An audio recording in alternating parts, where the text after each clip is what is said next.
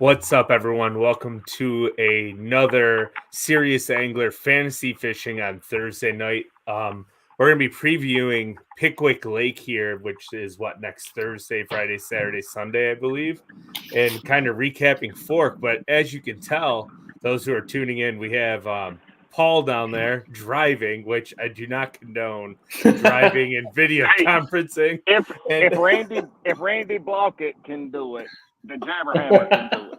Oh, I'm only literally a quarter mile from the house. I promise you. I'll be home in no time. And then we have John Drunkwood here on with us as well. No Bailey, Deacon, or Bart tonight. So I asked these two rowdy gentlemen to join me here and have some fun. And the Jabberhammer might be stepping out here because I think he has to pick his daughter up from gymnastics. So I got to do a little quick switcheroo, but I'll be have a few minutes of inactivity. So let's hear your guys' recap of Fork. What did you think of the event? I watched most of Fork. I had it on the background while I was working. We'll go into the picks, but it was hard to go against a dark horse like Lee. Not a dark horse, but or is he a dark horse? Everyone knew Lee was probably going to win it. Keith Combs didn't live up to expectations. What do you need? So to go on that, Keith Combs was my only bad pick who finished outside the cut. So I was like, oh. Yeah, and he didn't live up to his own. I was talking too loud because my wife's earbuds weren't working. So, no, Fork was great. It did have some drama that final day because Lee was kind of struggling and people like Shane LaHue and Swindle and them were doing great.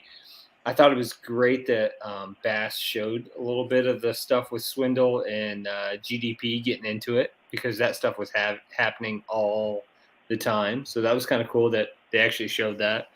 But it was a great event. I mean, they crushed it with as many people were on the lake and everything like that in regards. Yeah, as well. I wasn't able to tune in all too much, like here and there, bits and pieces, but it seemed like if you tuned into the afternoon, at least on day 2, 3, and 4, like fireworks went off. They didn't catch a lot of fish, but every time they swung the bat, it was a big in, and that was exciting. Yeah, the afternoons were definitely when a lot of it was either early morning, getting a shad spawn, and then it kind of went dead, and then it just kind of blew up from there. So, this was a tournament where a lot of people that were in the lower realms that needed to have good tournaments to make sure they're not kicked out of Bass last year had some, and where some people, it'll play off my picks for next week, didn't have that great tournament, so they kind of know where their path is for next year, unfortunately. So yeah. Sorry, Bart was just sending me saying he's having issues sending his stuff over because he could not join us. No more Bart. I'm anti-Bart. Anti-Bart. We're starting a new hashtag here. It was less Bart. Now we've moved into anti-Bart. So if you guys want to blow up his inbox on Instagram, please do because it'd be kind of funny. It'd probably be the only message. Bart. Yeah, cancel. It'd probably be the only messages he'd be getting on Instagram, anyways. Oh, jeez. That's not very nice. It is what it is. I'm sure he gets those people trying to sell him knives. I know he gets those. Everybody's trying to sell Damascus knives. Come on now. I know. Or some kind of wood product. It's crazy. So speaking of Lee Livesey and Busch beer, because Busch is a huge sponsor for Lee. I don't know if you paid any attention to my Instagram today, but I had a dog come visit my house, and Was that his dog. name Busch? No, he's sponsored by Busch Beer. He's the chief tasting officer of the dog beer that Busch Beer makes. So Busch Beer sponsors him. He was a rescue here in Louisville that came in. He's a King Corso, but he came into the rescue place at 20 pounds. Wow. And he's now 100 pounds. So he was a big dog. That's a big happy boy. Yeah, his name is Ethan. He was a national sensation because he came in super sick. they helped him. He survived. He's done all this great thing for the community and Humane Society. So yeah, his dad stopped by the house. His dad stopped by the house today, and I gave him some of my work, and I got to play with the dog and everything. But yeah, he was a big sumbitch. He's about 100 pounds.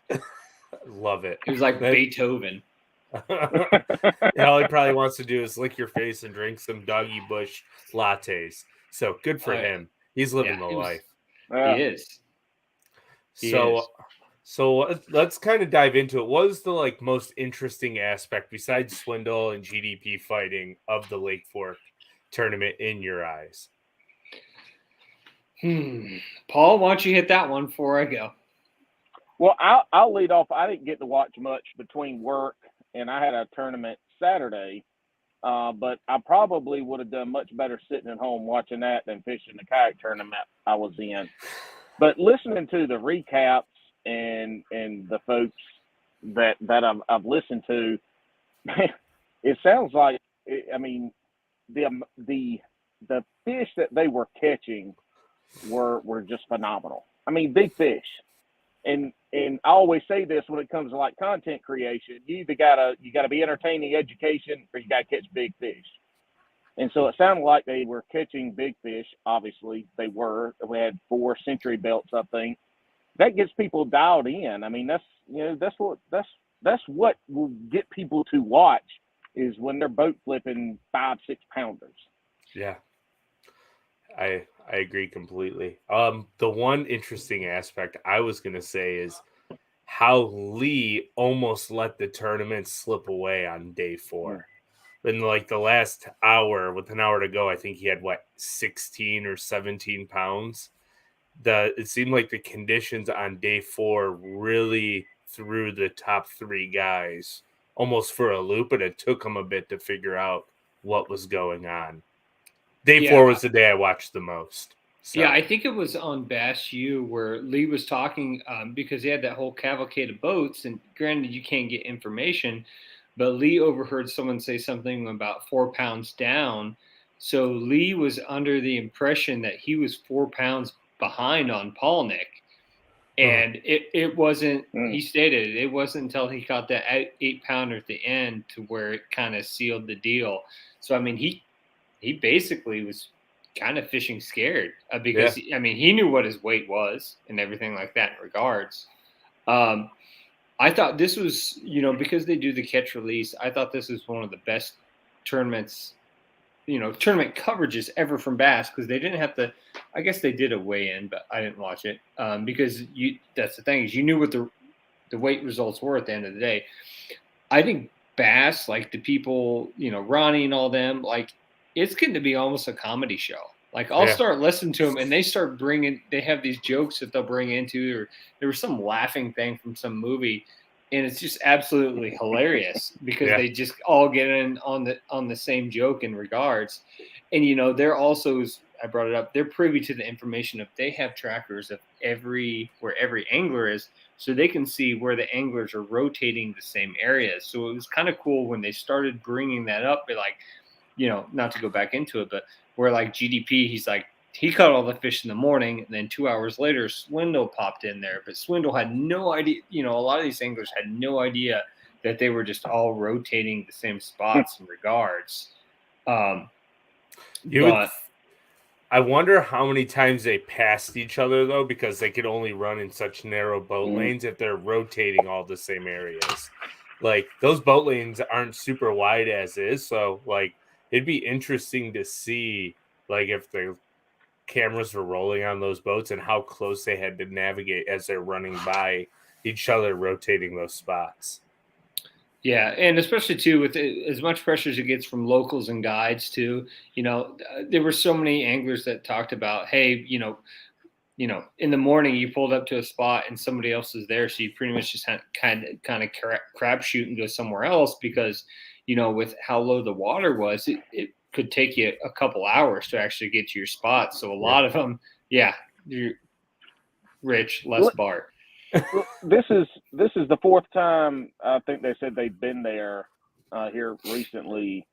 With the water being at the level that it was this time, do you think that increased the bags? Would they have been less had the water not been lower? What do y'all think?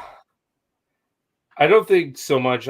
Honestly, the water being low makes the fish concentrate more. So yeah, they're susceptible to more pressure, but also with the water lower, it gives the bait fish less areas to be as well. And that's why those fish are so concentrated. So it does kind of make them easier to pick off because they're hungry. So they're going to eat regardless, no matter what the pressure is like. And you see it all the time. Whenever they go to fork, they just blow their doors off every time. Water's high or low, it doesn't matter. No. Yeah, and there were some fish still in spawn. There were some. Yeah. I mean, John Cox was, and that's just kind of says how it is. That people were fishing every phases with certain things, whether they're fishing the shad spawn, whether they're fishing post spawn. I mean, they were kind of all facets of different things.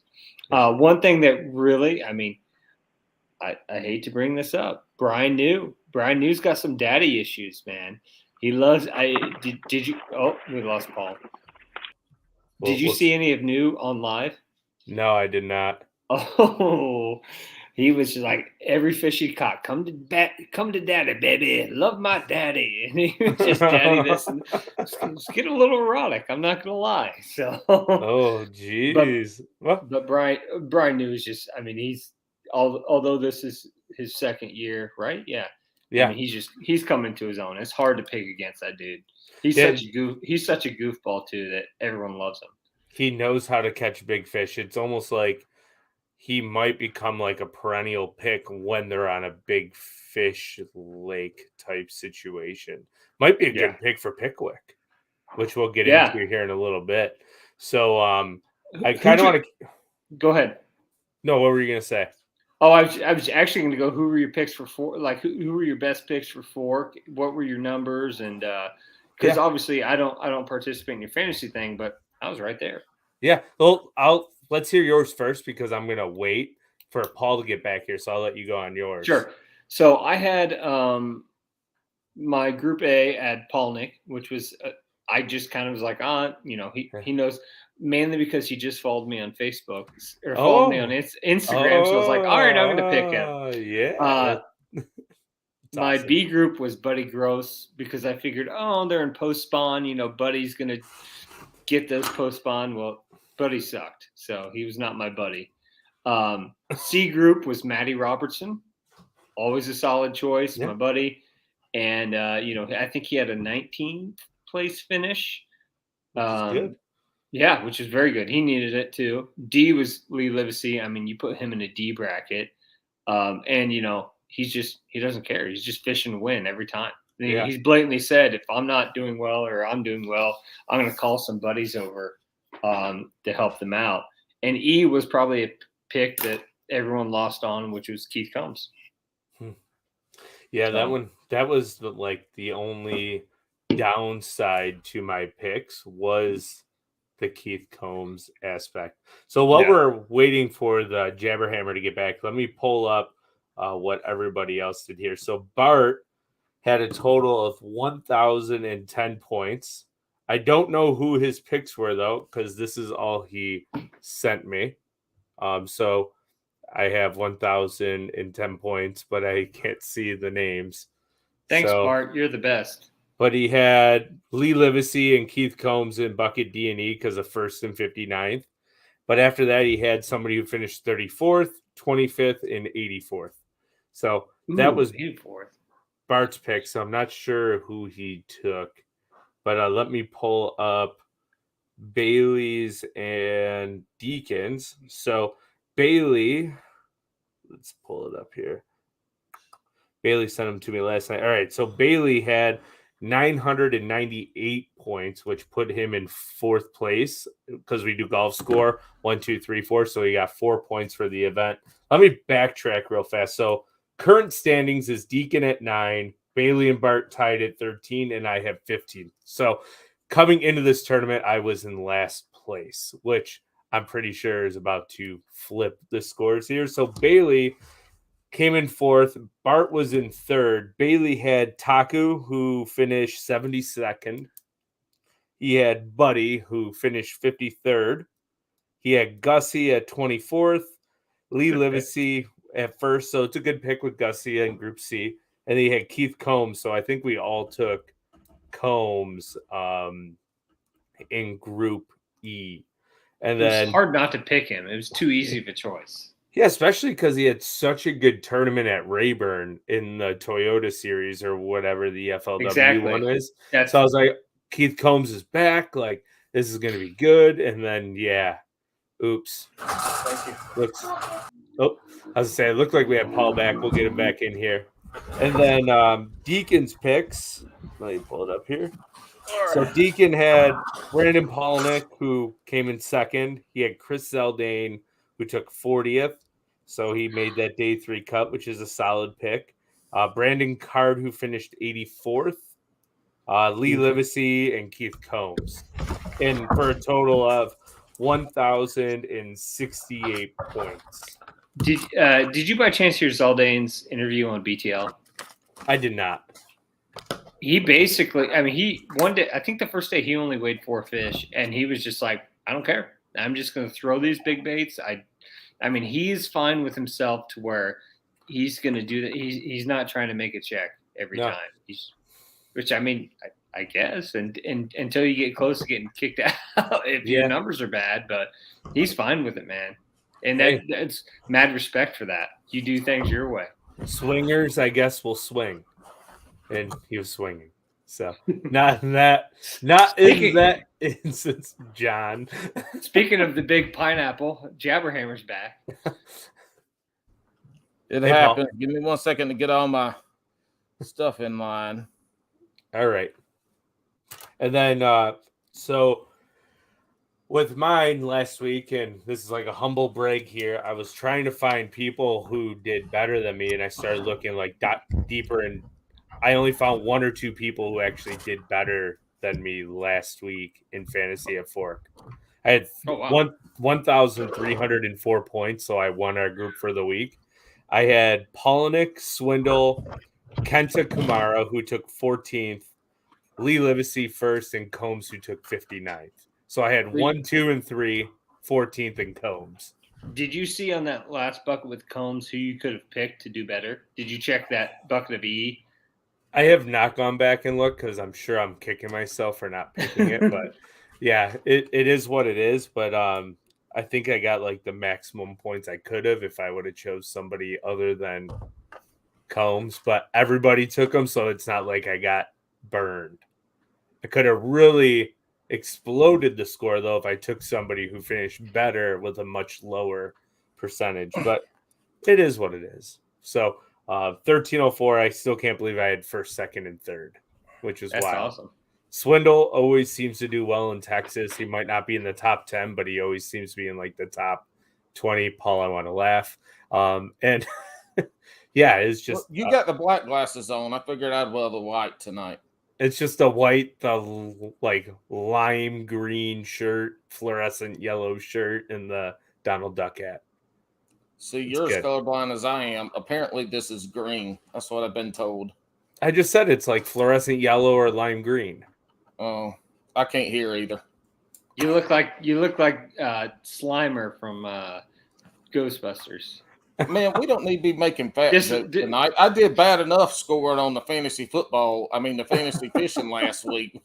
You got to make me feel bad about my round image. Why don't you tell about yours so I can make a quick restroom break?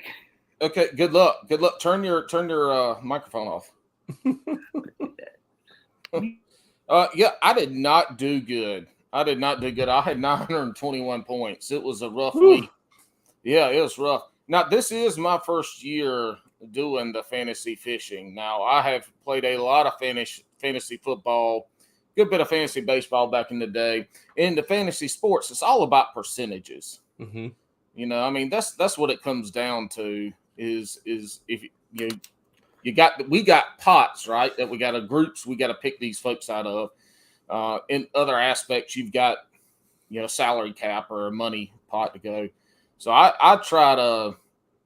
usually go with the folks that are ranked high because they've been the most consistent throughout the year. And then I try to take the limited knowledge I have of each individual angler impaired to where they're going. I ain't good at it yet. So when I've scored good, I've gotten lucky. And when I've done like I did last week, I had no luck on my side. But yeah, I went David Mullins for Group A, Christie on Group B. Yeah, I was trying to ride that Christie wave. I mean, up and down, but I thought it might have been a place that he could have played well. Brandon Carr, because he's from Salisbury, North Carolina. You know, I got to put a North Carolina person up in every group. Just real quick on the Salisbury thing, is that where like Salisbury steaks were originated? No, that's somewhere else. I don't know where. I don't know which. I think that's like Salisbury, Connecticut, or something. I'm not sure. It's not from down here. We don't ruin good beef down here by putting gravy on it. I went Hamner in D and Aoki, Dice K in E. Yeah, that is who I should have picked in Group E. John was because I think he was like in the 20s. John's on mute. Yeah, John, you're muted. How could you pick him over a guy that lives there and has done very well? It's a long shot. Sorry. I know. It's just like, and you know, shoulda, coulda, woulda. At least Combs didn't bomb. Then it could have been really bad. But it's good to know I was muted. I had some choice words about Brandon Carr that didn't go on there. So. Nobody asked you. This was my chance to say what I did. Now he's froze. Nobody's froze. Oh, I thought he was froze. I put him at a loss for words. Considering you look like an ugly white Biz Marquee right now, I think we're good. All right. Let's not fight here, guys. So, all right. Well, now that we're gonna move past the fork pitter patter, let's move on to Pickwick. What do you guys think is gonna happen this week? Next week coming up, I should say, because we do this a week out. So I'm in Kentucky. I know what's going on in Kentucky right now. I'm going to say there's still a shad spawn. So shad are still spawning. With the way the weather's been, this week we've been getting a ton of rain. So lakes are going to shoot, depending on what the TVA does, lakes are going to shoot up. It's a lot of muddy stuff. All of our bass are right now, and there's a couple. I mean, I caught a spawner on Monday, but most of the bass are going to be post spawn, so they're going to be finicky. So I think it's going to be a shad spawn bite, and then you're going to work on those ledges. Some people may focus on smallmouth. I wouldn't, but it's going to be junk fishing, in my opinion. So, do you think there's going to be any clear water in the lake? I'm not very familiar with the lake, or is there going to be the rain coming in is just going to have it washed out? Well, one thing you have to remember is this weekend's Memorial Day weekend, so you're going to see a ton of boat traffic. So stuff's going to get. And there's a college derby there this weekend too. Like is it really? Big college derby, yeah. You know, and I don't know the weekend. The forecast for next week is supposed to be low 80s. So it'll be nice weather. Water temps around us are mid 70s. So I'm going to guess they're about mid 70s, low 80s there. There'll be clear water. I don't think the fish are 100% in their summer patterns yet because our weather's been super funky where we've had cold spells, we've had warm spells. That's why I think it's just going to be junky. You know, people are going to, I think there's, you know, when they show those top 10 baits, everything's going to be different. I think there's going to be a ton of top water, ton of deep cranking, and things like that. So. And you're going to have a couple guys that know how to catch them shallow that are still going to catch them shallow. Because any current fishery, they're shallow all year. Yeah. I don't care. So. And you got to think about locals too, because there are some locals when it comes to Pickwick. Because Mullins lives close. Mike Huff, Kentucky, he's had a house there for years. And then you also have to think about Pickwick. Was it not FLW, whatever. The Toyota Series was just there a couple weeks ago, and kind of looking at what they did there as well. So, yeah, and then you have literally every Alabama guy who knows that lake because they a lot of them choose that as their favorite lake over Gunnersville. Yeah. So it'll be interesting because there'll be a lot of, just like, like in Fork, there'll be a ton of locals as well. Especially when you're coming off Memorial Day weekend. So I think, honestly, it's probably going to take 17 to 18 pounds a day to make in the top 10. If you make, someone's going to hit 20 a day or two, but I think if it's that consistency, it is what it is. I mean, NPFL's right now on Watts Bar, and if it's all kind of connected. Watts Bar is a good lake. Right now, what's his name? Junkie. Junkie. Patty Walters is leading. Patty Walters leading with 30 pounds after 2 days. That's basically 15 pounds a day. So I mean, it could be super tough, but someone's always going to catch him. It doesn't matter. And it's Pickwick. It has absolute freak giants in it as well. Oh yeah. So. Oh yeah. Somebody will have 4 2.5 pounders and then a 7.5 and catapult them into the top 10 after day. Yeah, one. I think we were talking off air, the biggest fish that was weighed in today on NPFL on Watts Bar was 7. So, and some people, depending, like, let's say they do get a ton of rain and they are running the what's it called? Where they run the dam and the waters. I mean, that could be huge on smallmouth too. So you just, it's all going to vary. So I don't come from the TVA where dams and stuff like that. Them turning the dams on the flow and off, how's that going to play on that lake? So normally from watching like FLW tournaments in the past on the TVA chains, because the elites go there, but it seemed like the old FLW tour seemed to visit like every one of them every year. It's always like Thursday, Friday, the bite is really good, especially if it's really hot because they're pulling water. And then on the weekends, Saturday and Sunday, they tend to pull less water. So the bite always seems to get tougher.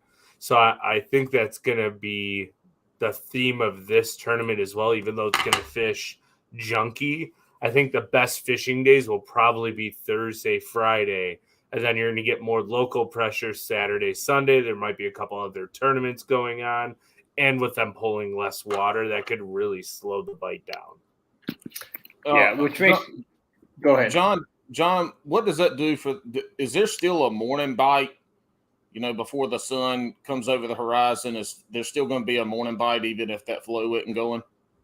Oh, yeah, definitely, because you have those bass that are in post-spawn, and they're going to come up on the points. You have the bass that are also in the shad spawn too. So there's going to be a quick morning bite because everything's going to be going on, whether it's the bass that are kind of up and feeding or you're going to focus on shad spawn. It's going to be quick, short windows.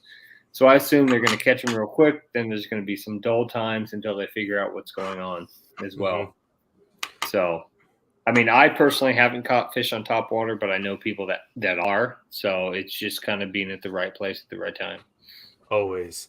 So real quick, before we get really deep into the Pickwick stuff here, just so everybody knows, we have 4 things to give away tonight. We have the Hobie eyewear, the Omnia gift card, the Queen tackle, and then also a Humminbird prize pack. So I'm going to divvy it up here. I'm going to let John, which is the Drunkwood in the top left corner, and Jabberhammer Paul down there in the bottom. One of you guys can do 2. I will take 1, and then the other one gets 1. You can kind of just grab your questions. So everybody tuning in, make sure you get your questions in, hot takes, what you think is going to happen. If there's one that you guys like, don't be afraid to go back and pick it out and throw it up there. Well, tell me which one it is, and I can throw it up there, and we'll go from there. And how do I see comments? I don't see no comments.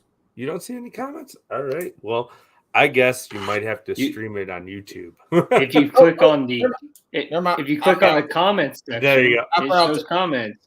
Yeah. I've only done 60-something of my own podcast. And so I found it. We're good. Maybe those lame ass sunglasses or glasses need a new prescription so you can actually see the comments. Well, the good thing about these is they don't have lenses, so I can wear them with my contacts. Oh, nice. I see. We'll go into it, but I see Team Bass Pack is talking about Justin Atkins on the home lake. Justin Atkins needs to do business, or he is not going to be here next year. Yeah, he's in what, like So, the 90s in points, I think. I Like, mean, they brought that up on Bass this last week, and he's a great, he made that transition from BPT back over. So I hope he does well. I'm a fan of him. So an incredible fisherman when he was in the FLW and even the BPT. He did really, really well. So I don't know. I don't think anyone knows what's going on with Justin Atkins. He's had like one good tournament. It was a surprise up on the St. Lawrence. So it's time for him to really make hay. Another guy that might start blowing up here too is that kid from Missouri. Is it Cody Huff? Oh, he hasn't done anything. I know, and that's surprising a lot of people as well. So he was so hyped up with being the guy under Klon, and he did really well in college and did well. Like he won a back-to-back college and FLW tournament, and then he just hasn't got into his own. So yeah, it's gonna be interesting. Kyle Schmidt has a good question here. Do you think Brandon Lester will be a top 10 factor on Pickwick, knowing it's one of his home waters? Man, that's a great question. I didn't pick him on. I didn't even think about him on fantasy. But what open what was the open he won? He just won down on, was it Harris or whatever that lake was in Florida? Okay. I can't remember at the moment. But yeah, he finally got a blue trophy. Consistently a really good pick on the TVA. I don't even know what group he's in because I didn't pick him. But yeah, it's gonna be interesting. Ryan Ivers, I hope Alex Redwine does do well. I like the kid. Being a Cincinnati, my wife's from Cincinnati, so I hope he does well. Oh, Lester's in Group A. That's why it's hard to pick him there, because there's some really good picks in Group A that you can't really go away with. So, well, before we really get going in here, I want to go back real fast and do the updated scoring. So, in the golf scoring from Fork in the updated leaderboard, Deacon is still in first with 11 points. Me and Bart are tied for second and third with 16, and Bailey is rounding out the house with 17 in last place. He's sitting right where he finished last year, if I remember correctly. So, sorry, Bailey, if you're tuning in, but it's gonna be quite the showdown here coming into the last few tournaments. So, I guess, Paul, to get it kicked off, what are your picks for Pickwick? Oh, all of them? We're not going by groups. We're just straight down the block. Oh yeah, let's do it. Group A. What was your Group A pick? Sorry, you're right. I'm not used to leading the fantasy fishing show, so that's okay. As a longtime listener, I got you, Hoss. Thanks, Jabberhammer. All right, y'all looky here. I got David Mullins in Group A. I picked him last week, and he was first couple of days he was treating me right. Then it fell off, but yeah, he's up there. I think he's like third or fifth in the points, and it's in his neck of the woods. I think he's going to wreck him. I think that's a good choice. If y'all are looking for like in-depth, really enlightening information for my picks, I've got it for you. This is a good one. He says it's going to be hard for me to go against Polnick from here on out. It was. I had a tough one with that too. It was a hard choice. Were you going to make a comment there, Paul, or were you just leaving that open-ended? No. I mean, it's a statement. There was a period or an exclamation at the end of that sentence. Oh, your communication skills are great. Who do you got, John? Being from Kentucky, you ought to understand me better than this. Let's see how it's supposed to be. So Group A was a tough one. Polnick had the biggest percentage. And Swindle was in it also, which is tough to go against. And then there were some other pretty good fishermen in there. I don't know why Jamie Hartman's in there at 46. He does good on Tennessee, like Gunnersville. If there's grass, Hartman can play if there's a topwater bite post spawn. and we got Corey Johnson there too, which is tough. I had to go with Mullins, man. I mean, he's fishing too good right now. He's smooth. He had a pretty good Lake Fork. So I'm like most of the people on this message board. I'm with Mullins. Yeah. Oh, also too, Team South Florida Fishing too. One thing you have to play into factor is Polnick may not be fishing. Oh yeah, that baby's due. Baby's due the first day of practice, so he'll be fishing, but yeah, that's well, he may not get the practice, and it's a tough pick. I mean, I don't blame him. I'd do the same thing. Yeah, he said on PTL that if that baby came during the middle of the tournament, he was gone. Yeah, I don't blame him one bit. Ooh. So that's that would factor into it. I wouldn't pick him just for that simple fact. Yeah. Mm-hmm. That's a good point. Yeah, thank you. Like I knew the baby was coming, and I was like, ooh. Yeah. So I tell you what, since I have it, I'm the queen tackle guy. Team South Florida Fishing wins that one for throwing that out there. I wasn't thinking about it. Awesome. So Team South Florida Fishing hit Serious Angler up. You got the Queen Fishing Package deal. Awesome. So the Queen Fishing Package is a $25 coupon on the website that is good for up to $25. When you message us over there, Team South Florida, we'll go into details how the whole coupon works. So congrats. I just bought a bunch of their swim jigs. And they are awesome. They smell great too. Yeah, it's open that package.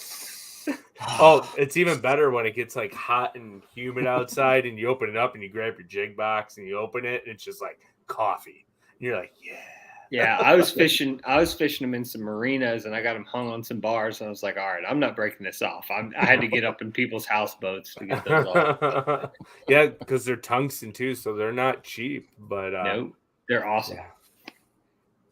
Yeah, I can't say enough about them. I really like the peanut jig, the little finesse one. I've caught a lot of big bass on it this year already.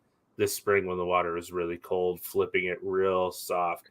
And Team Bass Pack said, I said it first, LOL, but okay, haha. So salty comments here. And I apologize. We actually have a lot of comments coming through here. So, and Team Bass Pack, I apologize for that. But, yeah, congrats, Team South Florida. We still have 3 more gifts and prize packs here to give away: the Humminbird Omnia gift card and also the Hobie eyewear sunglasses, which Paul could probably use a pair of sunglasses with those things he's wearing. So, man, I try to wear my black frame ones every time I go fishing, but all I do is squint the whole time. It's weird, weirdest thing ever. Yeah, so we'll kind of dive into Bailey's picks here and Deacon's. So Bailey's riding the Mullins train. He's got Mullins pick for Group A, and Deacon is going with BP. Maybe he doesn't know that Tiff is about to give birth any day. Yeah, we won't tell him that though because he's leading in points. So, and I think this is the second one in a row that he may have missed for fantasy fishing. So, yeah, we're going to leave him in the dark there. Hey, see, this is the thing about fantasy sports, though. Like being in tune with the individual that you're choosing. That's like knowing some of these intricacies. And again, it's my first year doing it, so like, I'm trying to learn some of this stuff. Yeah, but knowing these little tidbits about folks, if it's a place they don't like to fish, or how the fish are going to be caught, or a child coming, or whatever it is, that's important to know. I mean that kind of that's a factor in playing the game. Oh, 100%. And that's the hardest part is fishing is one of the most like tricky things to get behind because they go to the lake the same time, roughly at the same time of year when they go, but every year the conditions are different. So you never truly know what's going to happen unless you have like a hometown kid who fishes the lake every time, like a Lee on Fork, that he is going to catch them where they go. The hometown guy almost never wins until like 6 or 7 years ago when Casey Ashley did it on Hartwell. So that's like when it really started taking off. But it took the Johnstons a couple tries just to get a win on the St. Lawrence. So let me interject because I was looking at my phone doing work stuff and I didn't see this. Kudos to you, Team Bass Pack, for doing that. You're an awesome person. Yeah. So you rock. Sorry, I was looking at my phone.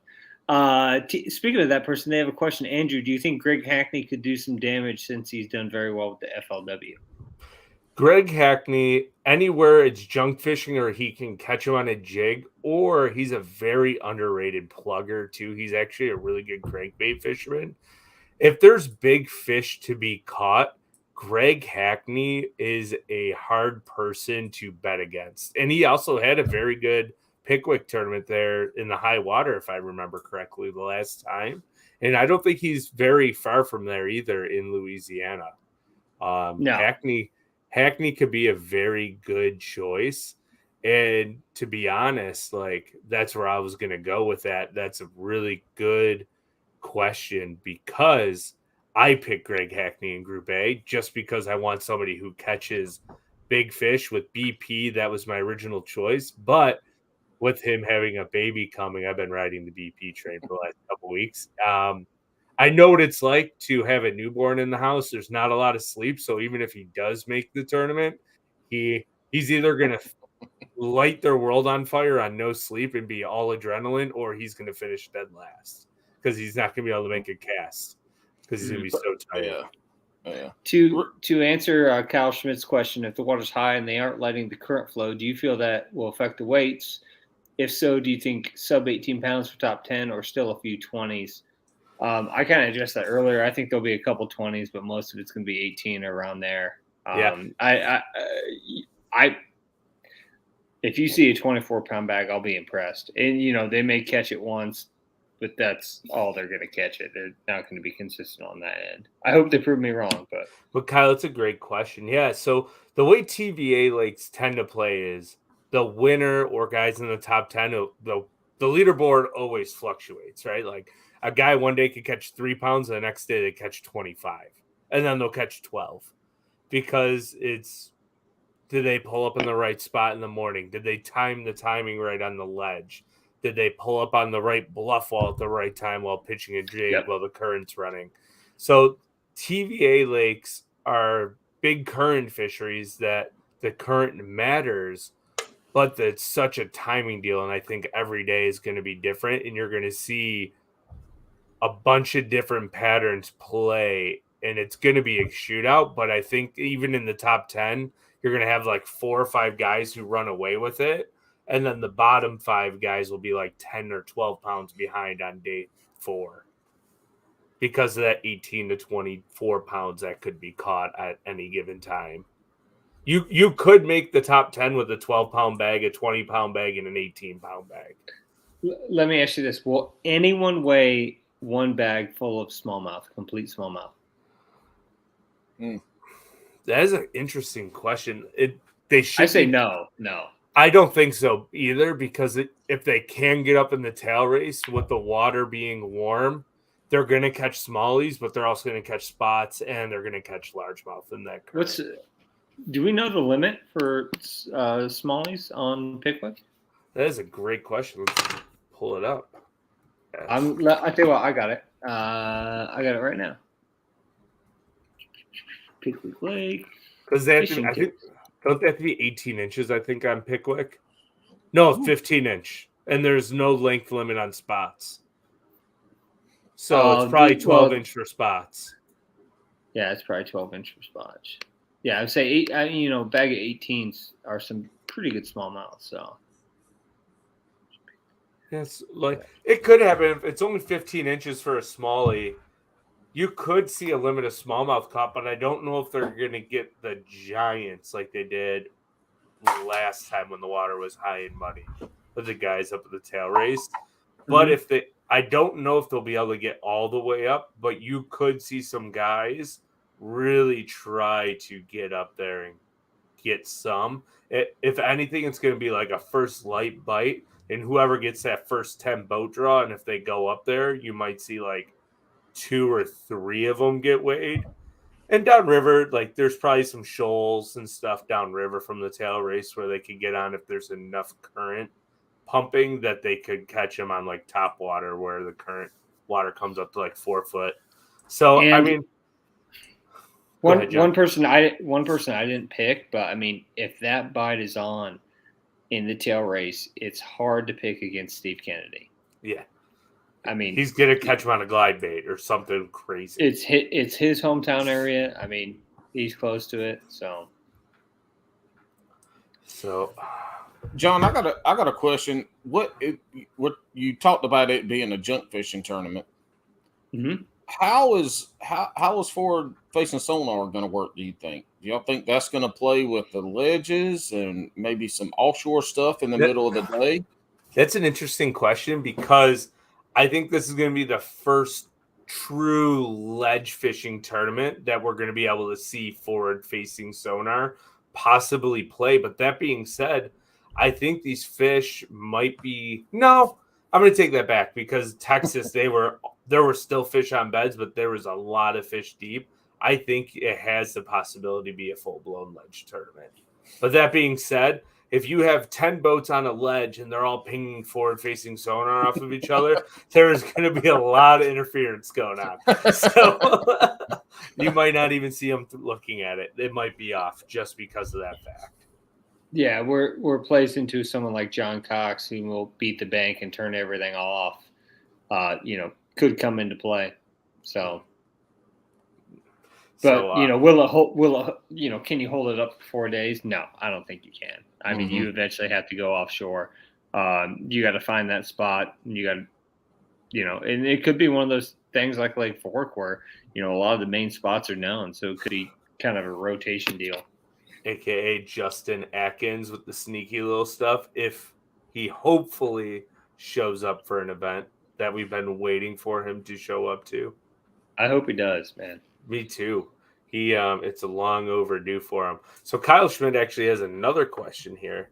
Adding to that, with your post-spawn prediction, do you feel they'll be grouped up based on size, or will that depend on how far into the post-spawn? What I find from watching a lot of PBA lakes, and I want your guys' input on this, is that the fish never truly seem to be grouped up in size unless they're on tiny little areas. If you get in a main hole on a ledge, the first couple bites are key. Those are usually your biggest ones. And then you'll beat them out and start catching smaller ones. And then as the fish size dwindles, whoever makes that first key bait switch to refire the school will catch the biggest fish. So it's almost like a waiting game. But that's what I've noticed is as the size gets smaller, they're cranking at 10XD or 8XD or 6XD. And all of a sudden the first one who throws in that hair jig, the big old shad style hair jig will pluck like a 7-pounder. And then the whole school shuts off. That's going to be my bait of the tournament is the hair jig. Because I think they weren't talking about it was fished at Lake Fork, but I don't think it was talked about as much. But I mean, if you listen to any of the Matt Robertson, Corey Johnson thing on day 4, it was day 4. They talked about they were joking about how much a hair jig played into the whole tournament. At Fork? Oh yeah. Huh. Yeah, because Lee caught some fish on it, if I remember correctly. From he caught them on a couple things, but yeah, hair jig did come to play. So. And the main bait fish in that lake, I believe, is a gizzard shad. So that's why that hair jig just fires off. It's so much fun to watch him just stop. It's like, oh, gosh, I want that bite so bad. I caught about a 10-inch gizzard shad on, what was it, Monday. It scared the crap out of me. They were definitely spawning. It was awesome.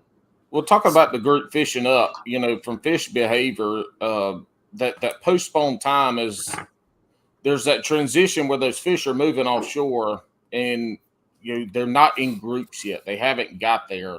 I don't know that area, that lake, but depending on where they are in that post-spawn time period, yes, the fish will group up. They're going to start to school for the summertime, and they will be in – the schools will have mixed sizes. You'll have those 2 to 4 pounders. Then you have the smaller school, those fish that are bigger.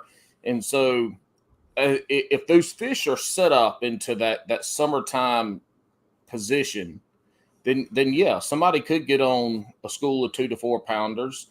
And they just have to work that school, moving baits, slow baits, and wait them out, let them regroup if they pull them off or start catching them. But I think if those fish truly are indeed post-spawn, where they're not just sitting out there chilling, getting their bearings together, but if they are schooled up, yeah, somebody could get on some schools there and get them. I mean, that's just how those fish are going to start to set up. I apologize for checking my phone, but I'm trying to figure out what this is. I just got a that was in April. Never mind. It was about a 30-pound bag in Indiana, and I was like, that had to be in April, and it definitely was in April. That must be Atkins. No, Bass Blaster isn't used. No, there's some pretty good lakes in Indiana, but not great. But yeah, this was an old post. Never mind. Got it. So Ryan Crawley, and this is going to get into like the Group B discussion because I think there's a couple guys with aluminum boats in Group B. Do you think the aluminum boat guys can get up in the tailwater? I'm assuming that the tail races, that's what I'm assuming he's talking about, and dominate it because they can have it to themselves. So like a Jason Christie getting up there throwing that spinnerbait around for smallies and largies. I don't think it matters what boat you have, depending. Well, I guess it kind of depends what the water level is, but they'll get up there and tail race. It doesn't matter if aluminum or anything like that. It's deep enough on Pickwick for them to get up almost the whole way, isn't it? Yeah, definitely. I don't think that's going to matter. I mean, and I'm an aluminum boat guy, so yeah, it doesn't matter. So, speaking of Group B, what are our picks? Yeah, lead it off, John. So Group B, I have to interject. I sent a text message today to someone that was in Group B. I said, I'm co-hosting this podcast today. In one sentence, why should I pick you for Pickwick? And his response was, because I'm a sexy MFer, LOL. So my pick is the guy fishing for the wood, Maddie Robertson. Love that pick. And I told you off air that I actually had Maddie pick, but I changed my pick recently as just sitting here. I love Maddie in Group B, but there's just somebody else in that group that has already won 2 tournaments this year. Seems to win like all the time on the TVA. He might even have a tournament win in FLW on Pickwick or somewhere. I'm going Jason Christie. That guy just catches them if there's a shad spawn on a spinnerbait, chatterbait, doesn't matter. He's going to catch some big fish, and he will be in the top 10. How about D. Rouse's comment? Zaldane will weigh 3 in for 70 pounds, Lowen 5 for 18. that and honestly, like that could be what happens. Whatever I'm giving away, that's my pick. Whatever I'm giving away, that's it. You didn't tell me what the hell I was giving away. You said I said you can choose whatever you want to give away. So what would you like to give D. Rouse? The Omnia. Omnia gift card. All right, D. Rouse, get a hold of us over on the Serious Angler page, Instagram or Facebook, or you can even email us. Our email is down in the description of the show, and we will get that out to you. Yeah, I think with Matt, as Ryan Crowley posted, it's going to fit his wheelhouse. He's fished down there numerous times before. And, he's a TVA guy. If he doesn't make the cut, I will be super disappointed. Yeah. Something will be wrong here. So yeah, and he's got that fire lit on him after the first couple bad showings of tournaments this year. Maddie is going to be on live one of the days. That's going to be my bold prediction, if not all of the days. I don't know if they I don't know how the censor people are quick on their buttons, but he was on live a couple days at Chickamauga, so. They're gonna have to implement the 10-second delay. Listen, watching live on Thursday at Fork, I'm pretty sure Fighter dropped a couple F-bombs. So like it happened. I want them. I mean, I would put money for a donation to raise something for charity, just to have Fighter on there for 5 minutes with just a heater hanging out of his mouth and him just dragging a jig while the ash of the heater's just starting to drip down. And just hair blowing in the wind. Yeah, they'll never do it, but man, I wish they would show that stuff. Just ripping some stogs. Ripping stogs and catching bass. Like, what a better, like, if professional bass fishing was as big as it was today and Seth Feider was fishing in the 80s, he would be like every hairband's dream in the Bassmaster Elite Series. Him and Maddie Robertson. Yeah. Seth Feider would have bridged the gap back in the old days when it was a country boy sport. Seth Feider would have had the country boy cult following. Yeah, it would have been the country boy cult following. He would have like the hair metal cult following. Like people in Def Leppard t-shirts and cut off jeans would be showing up. Like he's the Billy Ray Cyrus that we all needed. I mean, he's just out there ripping heaters and tying leaders. He's just like, all right, that's you not, baby. Team South Florida Fishing. Seth Feider is the John Daly of bass fishing. No, I think that's Matt Robertson. Yeah, if we got to make a comparison, that's Matt all the way. I mean, that was, yeah. I mean, Matt's not. I'd be amazed if he hasn't approached Hooters about a sponsorship yet. But it could. Has there ever? There's never been a Hooters fisherman. I don't think. I don't think so, but the Tackle Warehouse Pro Circuit definitely has a guy rocking a Def Leppard wrap. So I guess that's close, yeah. And he just slings around a wacky Senko like everywhere they go and catches them. It's incredible. So yeah, I'm Matt Robertson all the way. Who you got, Jabber? Man, I got Stetson Blaylock, and there's a few reasons here. One, the man's first name is one of the most iconic damn hats in America. So, I mean, you know, you got to roll with somebody. Somebody like that is going to be famous. So I'm rolling him, and the last name is awesome too. Like I'm taking a part of the fantasy football playbook in the fishing side, and you pick somebody because they got a good name. So I'm rolling with him. Not only that, his home lake is Wachita, wherever that is.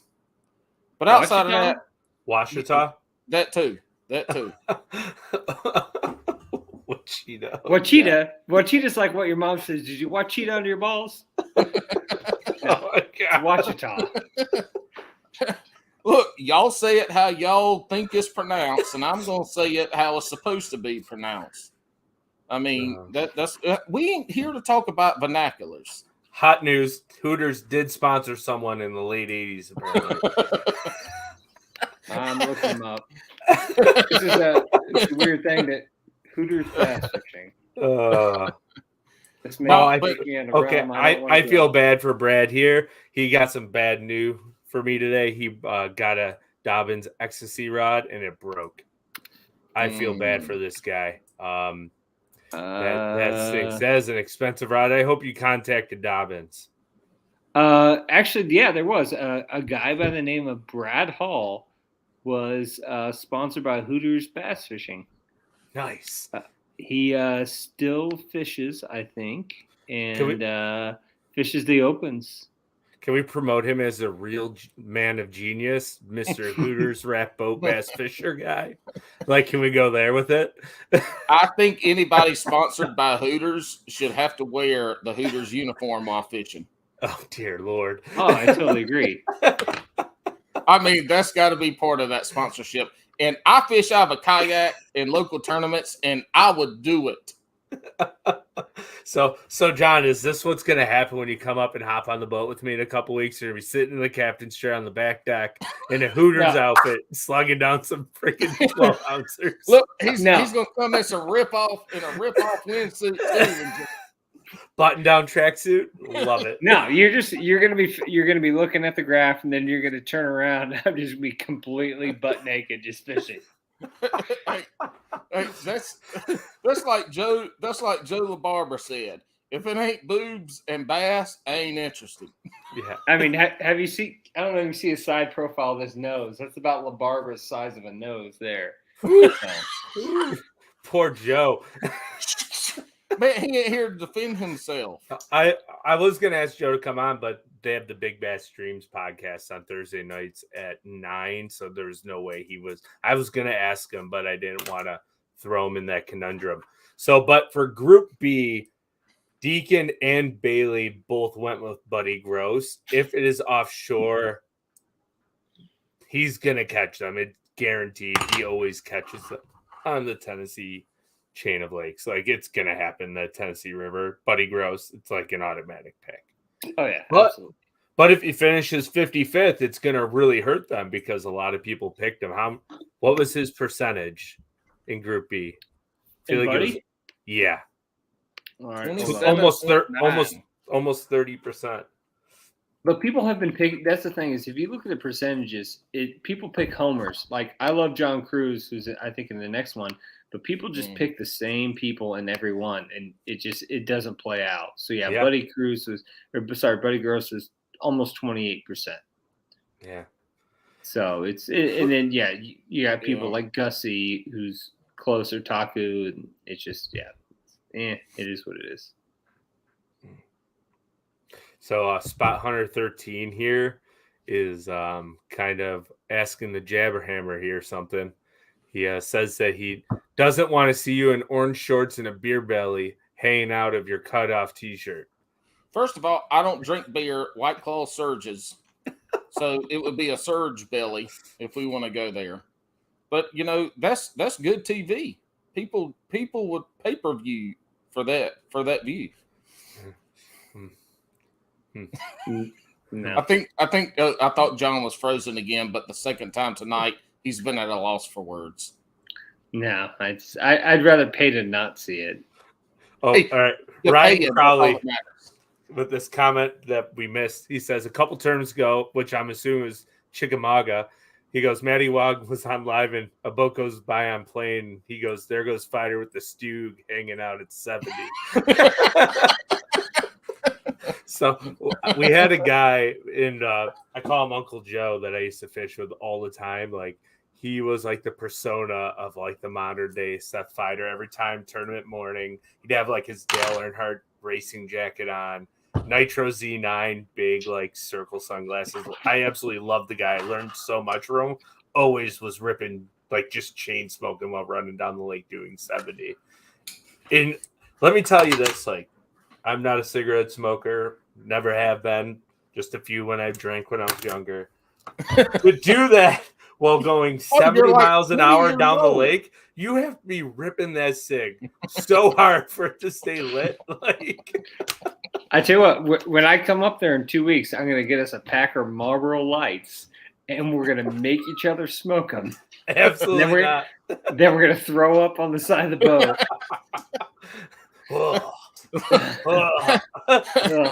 Look, you got to get the Marlboro Reds unfiltered if you want to do it right. If we're gonna go, we might as well get Paul Malls. All right. I remember one time this was in high school or in between college. I used to steal my buddy's mom's Virginia Slims. Ooh, those skinny bastards would hurt. And it's always like when I worked at this local car wash here, which was like the biggest convenience store, it was always like the late to middle-aged women that would come in and rip like 5 packs of those at a time. It's like, lady, you got like 45 wrinkles on your forehead from smoking. You need to stop. It's like, I want the no filters. Some of the funniest stories from the old days that people talk about is, back in the day, all the folks chewed tobacco. And so they'd be spitting off the side or something like that. And they could be leaning up on somebody's boat and come up, and it's like tobacco spit streaming from the gunnels and stuff. You don't hear that anymore. Everybody's smoking cigarettes. Oh, man. Craziness. But we have gone off.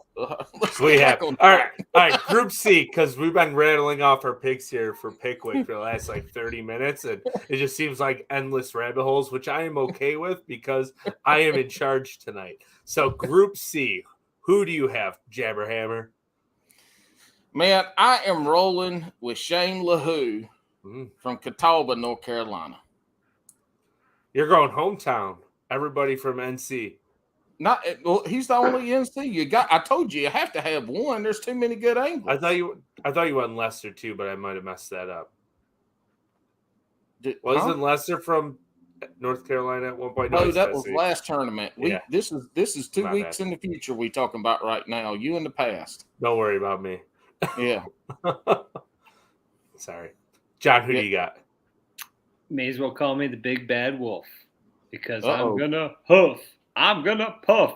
I'm gonna blow this Pickwick house down. Mike Huff. Mike Huff's had a house. His family's had a house on Pickwick for years. His buddy is John Hunter from FLW, who had a good tournament down there, probably stayed down there. He's just got the local knowledge, man. And Huff needs a good tournament. He's kind of due. So I think Huff's going to do well. So I hope he does. That's a good He's pick. also a proud purchaser of Drunkwood International. So love it. So for Bailey, he is going Jacob Fouts, which we know who lives on Chickamauga. So he knows Tennessee River. He knows how the fish live and swim and breathe on the Tennessee River lakes. And Adam Deacon is going Josh Straightner. I can't say that one for whatever reason. Thank you for helping me there. Which is an Alabama guy. He's probably going to catch him pretty well. Just had a really good tournament on Fork. I believe he was a Century Club guy, so he's got that hot hand right now. In Group C, I am going with a guy from the old FLW days who has a ton of experience on Pickwick. And also in his bio, he says it is his favorite lake. So he has spent a lot of time there. I'm going Clint Davis for Group C. And I saw somebody else put it in here. Matt Boyd Fishing has Clint Davis as a Group C pick. Matt Boyd, get a hold of me on Facebook or the Serious Angler Instagram. You're going to get yourself a pair of Hobie eyewear shades. So we'll get those mailed out to you here in a few days. But hit me up there, or Bailey, one of us, or email in the description, and we'll get those out to you, man. Speaking of Hobie eyewear, I love my glasses, but when I was going down to fish on Monday, I passed the big Hobie trailer or whatever that was going down to Chick for an event they have. So It was kind of cool. I saw Hobie from a distance, started snapping pictures and sending them to Bailey, and he's like, "Oh, they must be going to the Chick event." Yeah, because the Hobie kayak event is on Chick next week. Yeah. So Bailey, go ahead, Paul. No, finish. I say Bailey flies home because he's in North Carolina this weekend for a wedding. He flies home. He gets in, I think, midnight at Sunday, and he leaves for Chick Monday at 5 a.m. Wow. Hey, Bailey, little sidestep here. Bailey has been wrecking their Batuta toots in the kayak fishing recently. That dude is dead. You talking about somebody on fire? He might be the hottest professional angler out of all professional anglers in America right now. You're forgetting about Drew Gregory, who's won back-to-back Bassmaster Kayak Open events. We ain't talking about Drew. We're talking about Bailey. I mean, but yes, I'm not even saying. I love Drew Gregory. He's one of my favorite people, and he had some awesome shoal bass thing. I don't know if you follow social media. The Crescent kayak. Yeah, the that was shoaly. awesome. Yeah, that shoaly thing was super cool. I mean, I think Bailey's on steroids. He's on HGH or something. He is in the top 3 or winning every tournament he's been in the last 2 months. How much, and Drew, how much longer did you give him living in New York? He's going to be here for at least 5 more years. Oh, well, he'll quit fishing and become an insurance salesman. He's moving down south somewhere to be a PKA. Hey, and this is the God honest truth. I don't think he's ever leaving New York as much as he wants to. So, and there's nothing wrong with that. I love fishing in New York, but that's about all I love about. Yeah, I'm not ripping on New York. I'm just like the traveling and the proximity. I mean, that's why. I mean, I live in Kentucky, but it's still a ways to get to a lot of places in Tennessee. So this is an awesome comment. Bailey can foot pedal faster than any Torpedo. It's not. I mean, we're talking. Dude has tree trunks as legs. They got boys this big around. Hey, with Group C, I'm throwing out if there's a wild card, a dark horse for the whole tournament. Yeah, they come out of Group C for me, and that's Maddie Wong. I think Maddie Wong is a dark horse for this tournament. He's had a good year. He's putting stuff together. He's learning. That's my dark horse for the whole tournament. Comes out of this for Maddie Wong. The crazy thing with Maddie Wong too is he's only been bass fishing for like 4 or 5 years from Hawaii. Yeah, like just wild. I enjoy him. I think he has a big Zaldain approach. Like he's gonna do what he knows and throw it, and that's why his tournaments have been either super high or kind of super low. Or he has a really, really good day, and then he struggles the next, and then cracks him again. Yeah, I mean, he's, in my opinion, he's what we need and what people want to see. Definitely in bass fishing, he's a great change and adds a great different atmosphere to it. So I hope he does well. And I don't see him winning Rookie of the Year, but I see him being more consistent and kind of finding his place. Who's leading that right now? Do we know? Is it still Jay? I haven't looked. I tell you what. While you guys talk, let me look real quick, and I'll figure it out. I'm pretty sure Jay Shakira. It's still the Rookie of the Year race has been rather quiet. I feel like you get a couple of them that'll make like a top 10 appearance for a day, and then they kind of slide back down here. Yeah, so we got Shakira's got 320, Webster's close with 298, and then Jacob Joseph. Joseph Webster's 298, Jacob Trout's 273, Maddie Wong 261, and then it kind of keeps going down, and points just keep going down. So yeah, we won't dive into that. Dark horse for the event could be Joseph Webster. I think he's in Group B. Like, he fishes a lot on that lake, if I remember correctly. He could be a sneaky pick for guys in Group B. Yeah, he's in Group B. He's at 2.5% owned. I always forget about him. Bailey speaks very highly of Mr. Webster. I met him at the Classic. That guy can fish. Home lake is Pickwick. Favorite lake is Pickwick. For Joseph Webster? Yep. So he's a good pick for Pickwick at 2.5% owned. So I don't pay attention to percentages. And he doesn't like anything outside of fishing. He doesn't read, and he doesn't watch movies. Apparently, allegedly. Allegedly. I like a person who doesn't do nothing but fish. I feel like that's me now. Like I wake up in the morning. Change a poopy diaper. No poopy diaper. All right. Side fact: my daughter has been potty trained since she was like 14 months old. All right, like she one day randomly was like, "I want to go on the potty," and we're like, "Done." Like, haven't changed a diaper in like a year and a half.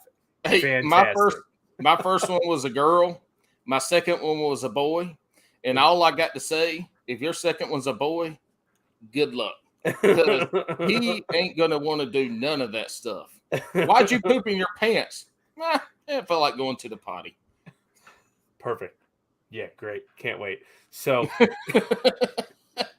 if we like, that's an entirely different podcast. We can talk about that for hours. But no, thank you. I'm good.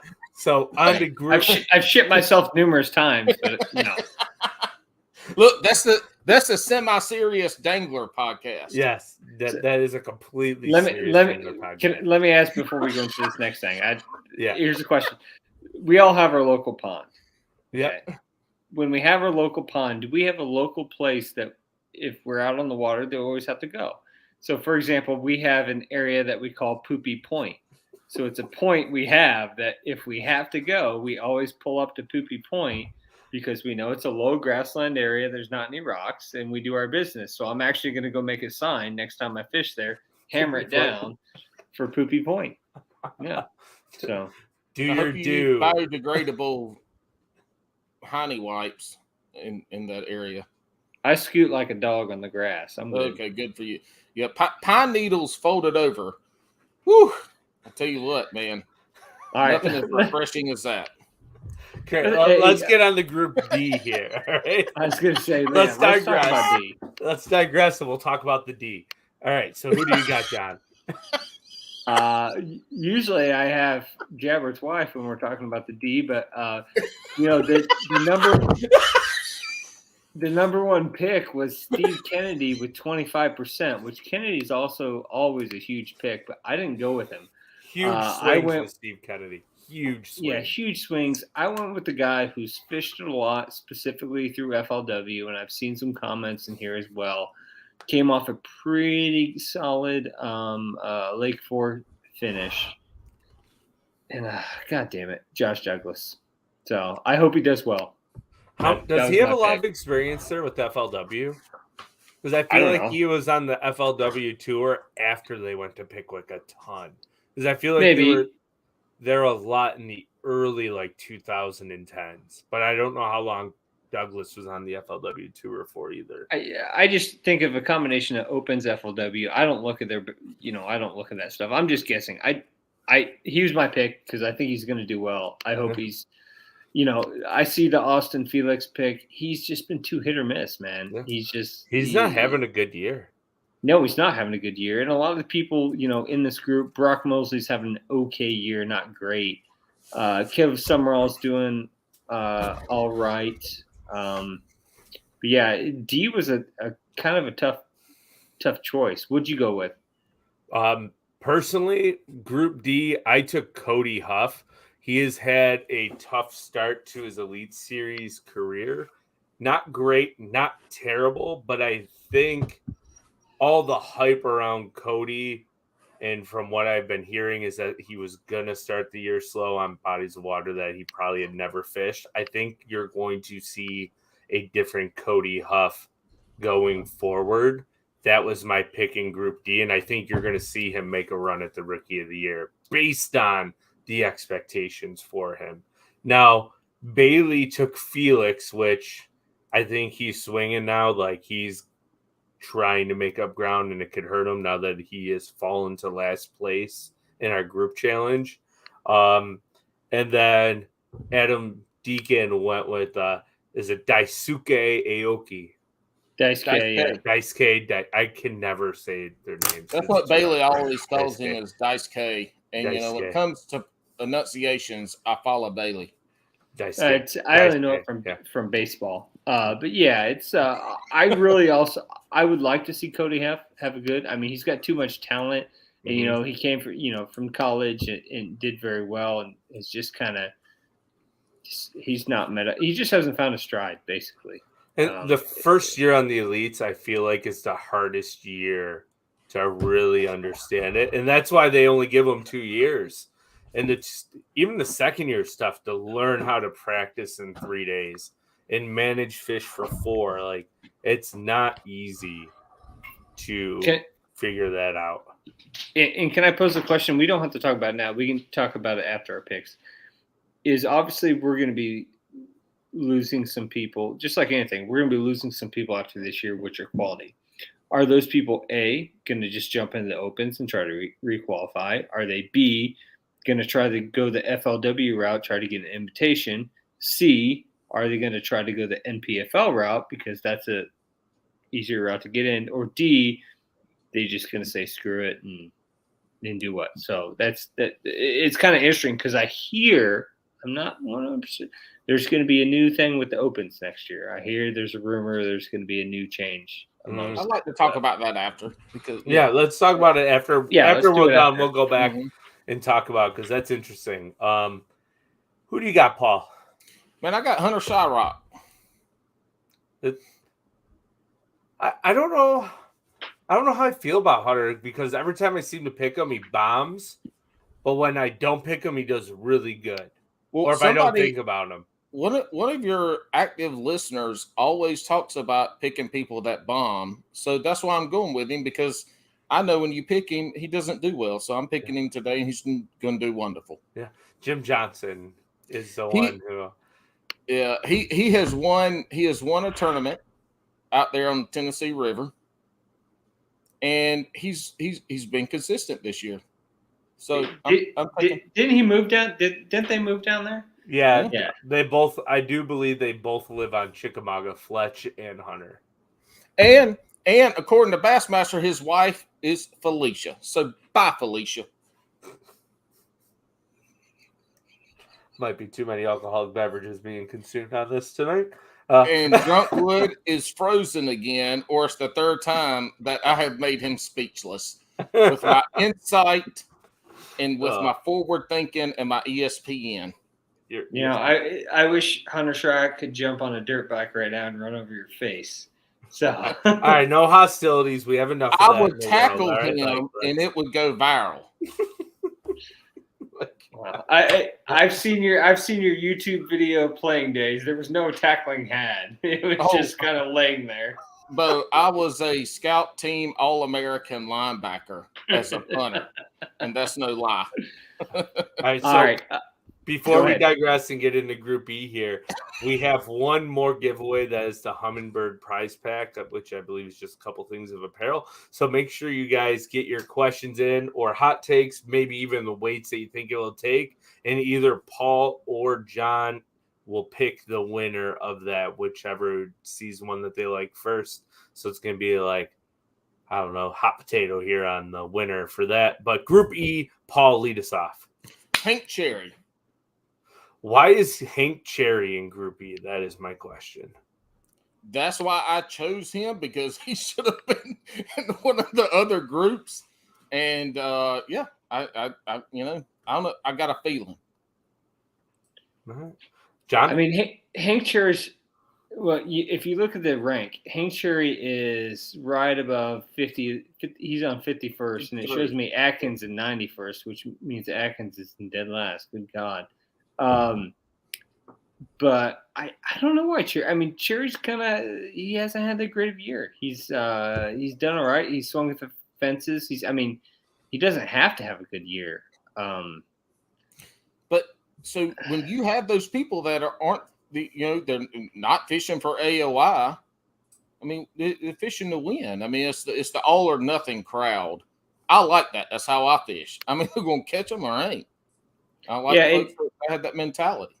I understand people have put, like, Welcher's been for some reason in Group E he was in Group E on Fork, I think. He's been in Group E for a while, and Welcher's been in the top 50. So I don't understand what Bass is doing there. I mean, there's a lot of people who are, like, for example, oh no, sorry, I take the back. David Fritz is in the last place. See you, David. But you have Ike and Ellie too. I personally, just like I think some other people, I went with Atkins just because he has to. It's do or die. I mean, I hope he does well. I want him to do well. I've heard nothing but great things about the guy, but I'm going with Atkins. Yeah. I think fishing is when you're at that point that you have to do it or not. I think it messes with how you want to fish and how you're comfortable to fish. I think it hurts folks when they get to that point of like, I have to do it. They can't fish free, right? I mean, you hear it in any sport. I don't know. I can see it going two ways for Atkins. He's either going to have the tournament of his life, or he's going to finish 93rd. Because that pressure's already on him that he needs to do well to requalify, and not just well, he needs to be in the top 20 every tournament to end the season and get above 55th in points for him to have a shot to requalify. He has to have a run of all the runs to stay alive. And I don't know if it's possible. So, I mean, he could just say, knowing his back is against the wall, he could just be like, I'm going fishing. I'm going to do what I know to do. And if I win, I got a classic berth. I might not be in the elites next year, but I know I'm going to the classic. So my question too of Group E, and because I'm a big fan, when is Iaconelli going to be Iaconelli? When is he's not going to be the early 2000s Ike, but that's not to say next year, I don't know, man. I mean, you see a digression with folks as they age. I mean, he's just, dude, I don't know. I love Ike. He's my favorite angler of all damn time, transcended the sport, all this stuff. But, there's a different mentality that comes with fishing the way you got to fish right now. True, but here's one thing. He has a ton on his plate. I know. Mm-hmm. He also stepped in the opens last year and kicked ass in only 3 tournaments. Yeah. So he can fish, but where were those opens last year?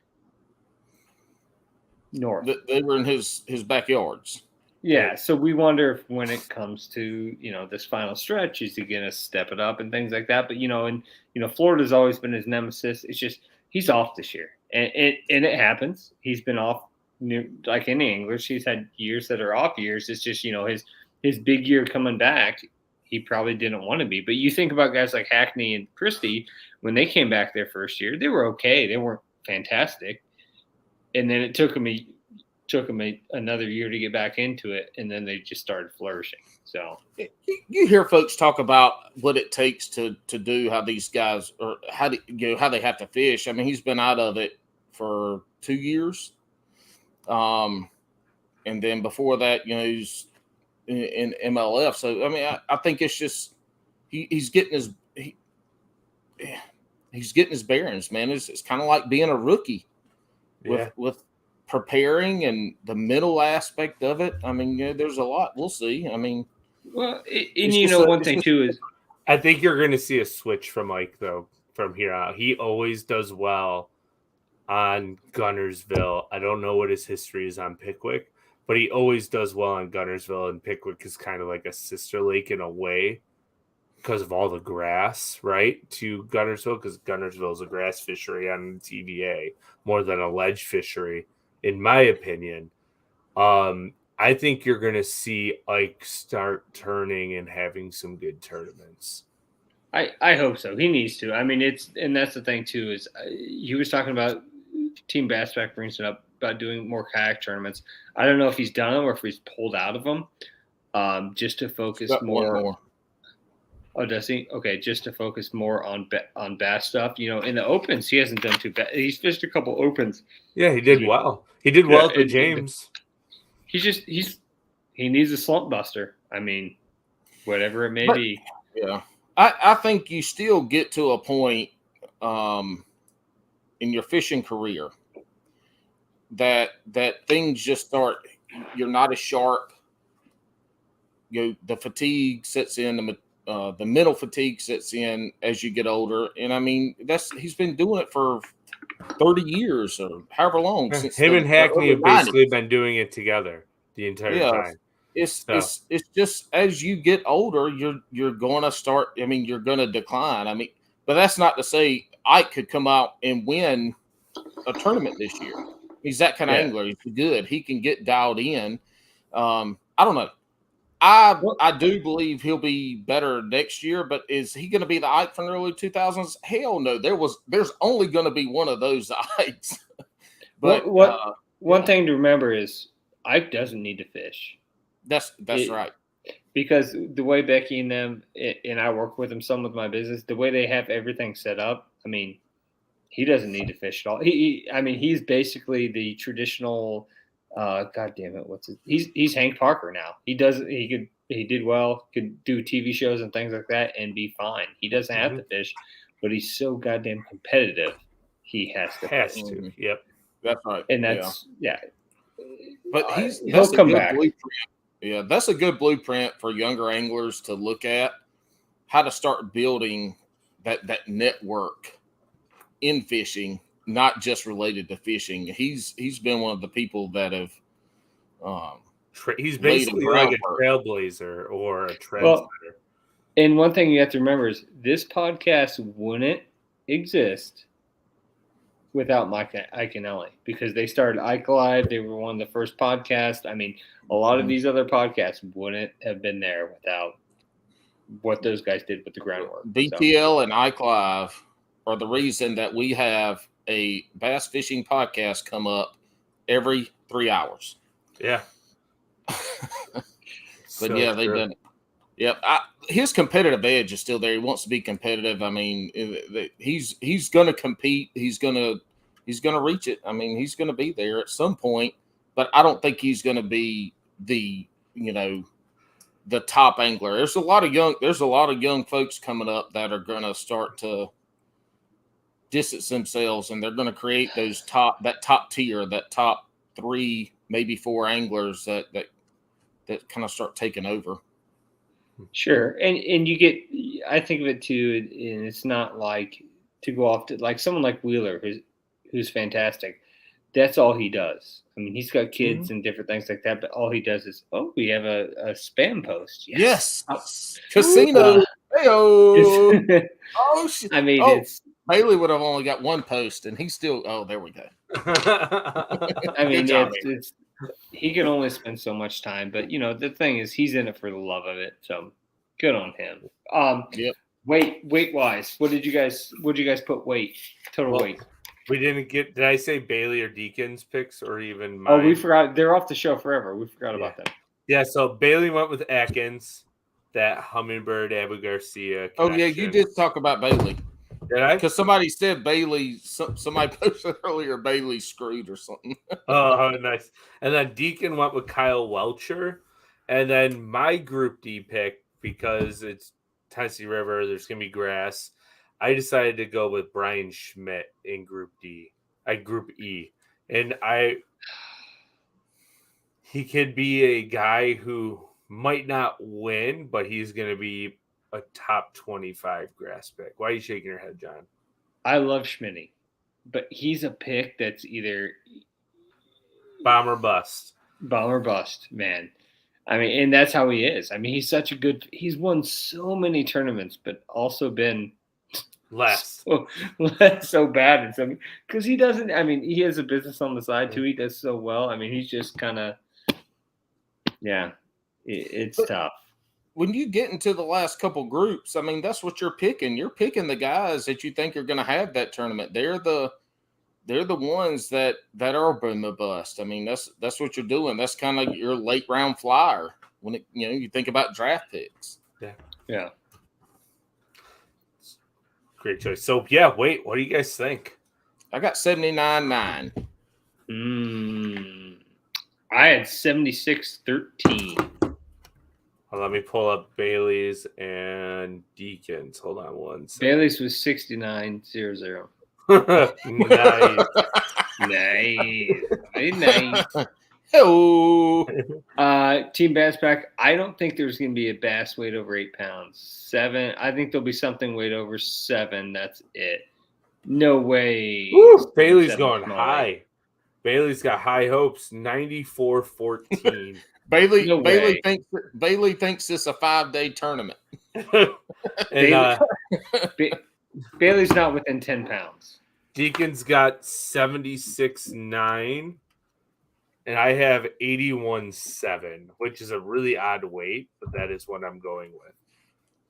Like, all right, because I think the guy who wins is going to probably crack them the first 2 days offshore, get like a shad spawn bite, and then have like a sneak hole offshore where they can pick off a big 1 or 2 and come in with like a 23, 24 pound bag at least one of the days, and then like a 22 pound bag. Let me ask you this, Jabber. What are the top 3 baits that you think you're going to play? Crankbait, Carolina rig, and spook.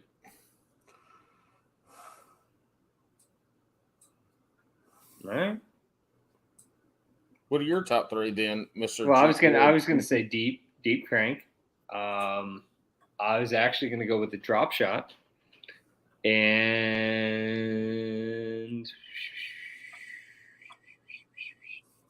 Yeah, it's very hard to go get the spook, unfortunately. Yeah. The spook is such a fun bite. It's that time of year. It's that time of year. Another month or so down here, but that's it. I mean, swim bait too. You could. I see the swim bait thing too. Is you could do, especially if they're after smallmouth. So those little kayaks on jig heads, little 2.8s. Oh, they're gonna be throwing like 4.8s. Yeah, oh, really? Oh, Yeah, because they got small big gizzard shed. TVA, smallmouth, and pickwick are like an entirely different breed of fish. They're long, slender, and they have big because they eat gizzard shed. They're shad eaters. They are mean fish. So I'm thinking you will see a crankbait play. But up shallow, there's going to be somebody that catches them up in the tail race on a spinnerbait and all that current, at least the first 2 days.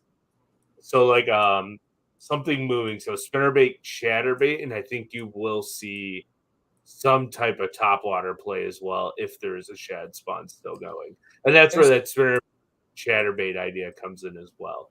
And speaking of top bait, are folks in the Elite Series, are they throwing poppers? You don't hear a lot of folks winning, catching poppers. I mean, it's not something you hear a lot of, and there could be a reason for that, right? Those folks you never hear about this. Well, probably because they don't want to say it, but we hear the spook all the time, the walking bait, but are people throwing the little poppers? You hear frogs and spooks. Oh yeah, Stetson Blaylock almost won Hartwell on a popper a couple of years ago, and then a week later won Winyah Bay catching most of his fish on a popper, if I remember correctly. Especially if there's a bluegill spawn. I mean, I throw a popper. I love throwing poppers, and I throw an old Super popper Rebel with like half the paints off of it. I won't throw anything else. But is the blue or the blue? You said the water temps are like in the high 70s. The bluegill aren't spawning yet, there, are they? Oh yeah, they're spawning. Yeah, there's bluegill spawning in New York and our waters in the 60s. Y'all don't count for down. Y'all don't count. Y'all's fish be spawning like 8 months out of the year. That's the only time they got a chance to. It's fair. Yeah. I see Ron Guyton say spinnerbait. Spinnerbaits could, but they only in the morning on chat spawn. I mean, you can only throw them for a little bit. Or in the tail race. They could. Current and spinnerbaits always play. Go back to the Jordan River, Alabama River Fest that they caught a bunch of big spots on. That tournament was dominated with the spinnerbait. Current. Team South Florida Fishing brings up a good point. I would love to see a tournament where only people can fish either a beetle spin or a banjo minnow. No, rooster tail. All you can do is fish a rooster tail. So like I've done it. Hey, I'm not gonna lie. I've taken an Alabama rig and put 2 or 3 rooster tails on the top, and then the base on the bottom. It didn't work too well, but I tried it. So the inline spinner, it's like the Carolina rig. Carolina rig's starting to make a little comeback. That inline spinner is going to make a comeback in the next 2 to 10 years, for sure. Let's call it 5 to 50. The big ones. We're talking about folks chunking 3/4 inch, big old blades on them. I hate Carolina. I've had so many times where I've thought I had a bite and I set the hook and it's someone's leader from a Carolina rig that they just lost. And I pull it up and the weight looks like a goddamn Easter egg. And you're like, what is this? Well, hold up. Look, cranking, my legs here. I run into that shit. So, when you get that crankbait bite, you feel something. And so you pull. And that fishing line, when it's on that treble hook, it gives a little tug back, a little give. And you're like, oh, shit, And he was like, fuck it. And it's like 35-pound big game on the end of it with a 3-ounce triangle weight and a 1/0 little rinky-dink hook. I mean, what the hell are they fishing for? Carp? So I told this story. This is digress. I told the story to Bailey. So I was fishing Monday, and I ran into where shad spots and smallmouth were pushing up gizzard shad, and they were just hitting everywhere. So I basically had a topwater swim bait and a jerk bait, and I just kept rotating. Well, I set my jerk bait rod down and just started tossing a mag draft, And I just reach back and start to cast, and next thing I know, I see my rod just go right down in the water because I had my jerkbait still sitting in the water. Some little asshole spot grabs it and just takes it down. So I backlash the hell out of my reel and just slam it in the water. I thought I lost it. So like in my head, I'm calculating, all right, that was a Curado that cost $250. That rod was how much, and so I end up reeling the spinnerbait. I got lucky enough that I ended up catching a teeny tiny piece of bit of that line, and I see the butt of the rod just start rising up, and I grab it, and that little asshole 1.5 pound spot was just sitting there with the stunner in its mouth, just loving life. Shaking. Hey, speaking of that though, nobody in the comments that I saw said a jerkbait. Is a jerkbait going to have any play in this tournament? Is it? So I fished on a tournament on Tuesday. I fished on Tuesday. Now, granted, it was in Green River Lake in Kentucky, and I caught all of my fish on a jerkbait. Yeah, I had close to 14 pounds, but I didn't win it. But they were all in jerkbait because they were all after the shad spawn. So do I think – no, a jerkbait will play a little bit, but it won't be a big bait. I mean, you can catch them on a shad spawn if they're chasing shad. Basically, every time I'd see a fish bust, I'd swing that jerkbait out there, caught one every time, and that was the only time you could catch them is when you'd see one bust chasing shad. So nobody's going to be out there on their forward facing with a jerkbait wearing them out. Somebody will try it, but I think somebody will have them in their arsenal. So like a guy to watch might be like a Justin Hamner. He's a huge jerkbait guy, especially on the TVA. But it's that time of year, like the only person you would ever expect really to throw jerkbait this time of year is going to be Hank Cherry or Kevin Van Dam. And Kevin Van Dam ain't in the tournament. So Ron Gayton did say Cherry, so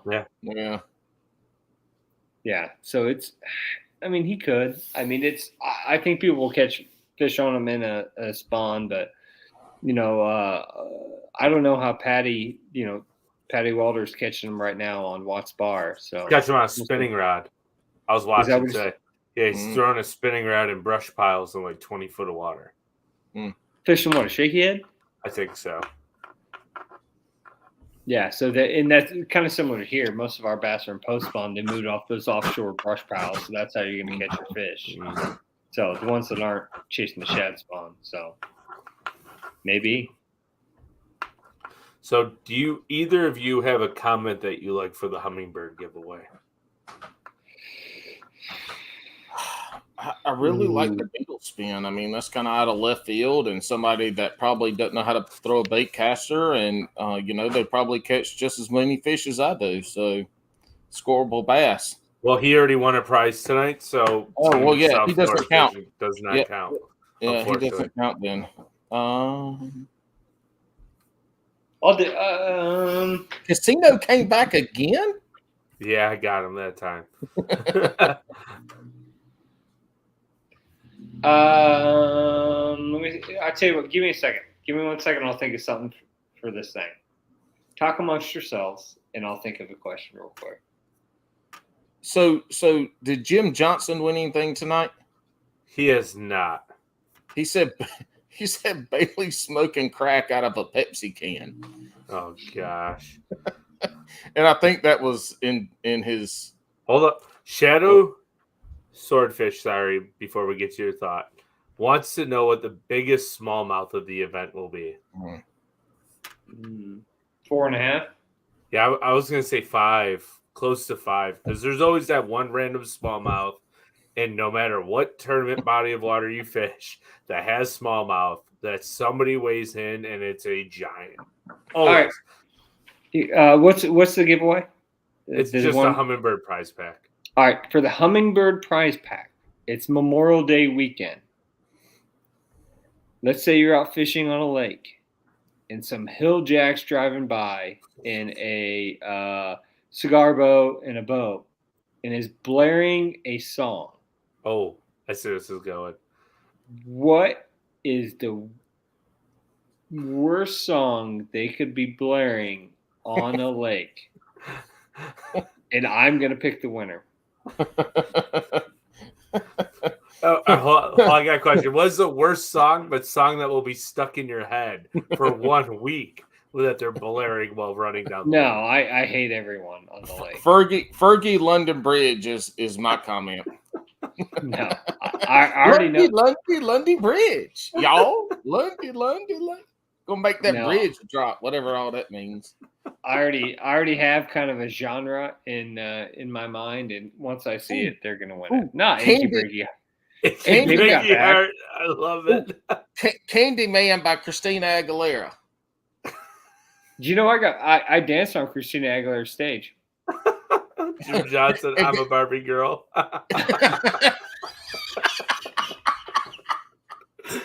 Yeah, Kyle Schmidt with the WAP by Cardi B. Shadow Swordfish wins because that was the exact band I was looking for. Any Florida Georgia line is enough to make a man hurl a crankbait in his head. Shadow Swordfish wins. That is the exact band I made. Shadow Swordfish. I can't even talk. Shadow Swordfish. Say that 8 times real fast. Yeah, Shadow go ahead. Swordfish. Casino's back. Andy, you suck at this. They just want to play roulette, I guess. But 300%. This is where I was thinking you were going, John, like a little Miley Cyrus Party in the USA. Oh yeah. That's probably the most likely song to be played. That is the most likely song. That or that stupid ass Kid Rock song. I put your picture away. Yeah, the worst pretend redneck ever. Love it. So do we run out of time, or are we going to talk about the qualifying again? Oh, yeah. We can hit on that real fast. But real fast, Shadow, reach out to me on Instagram, Facebook, on the Serious Angler page, or email, and we will get that out to you. We'll need your address and stuff. And all the winners tonight that won, let's go back here because I forgot to write them down. I just admitted that. I know it was Matt Boyd won the Hobie Eyewear. Shadow won the Humminbird. Do you remember who you guys picked? You asking the wrong one. Ron Gayton won something, right? Oh, Team South Florida won Queen. Yeah, Team South Florida won Queen because Team Bass Pack actually said it first and then gave it up like a true gentleman. So, Paul, who did you pick? Oh my gosh, for Omnia, I cannot remember. You picked a Beetle Spin person, right? No. You picked.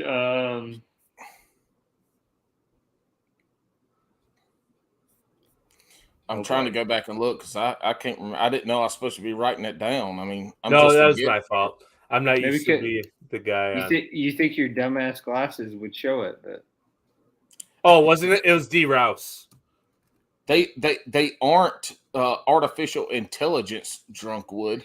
I got it. D. Rouse won it because of the Polnick comment. Oh, comment. Yep.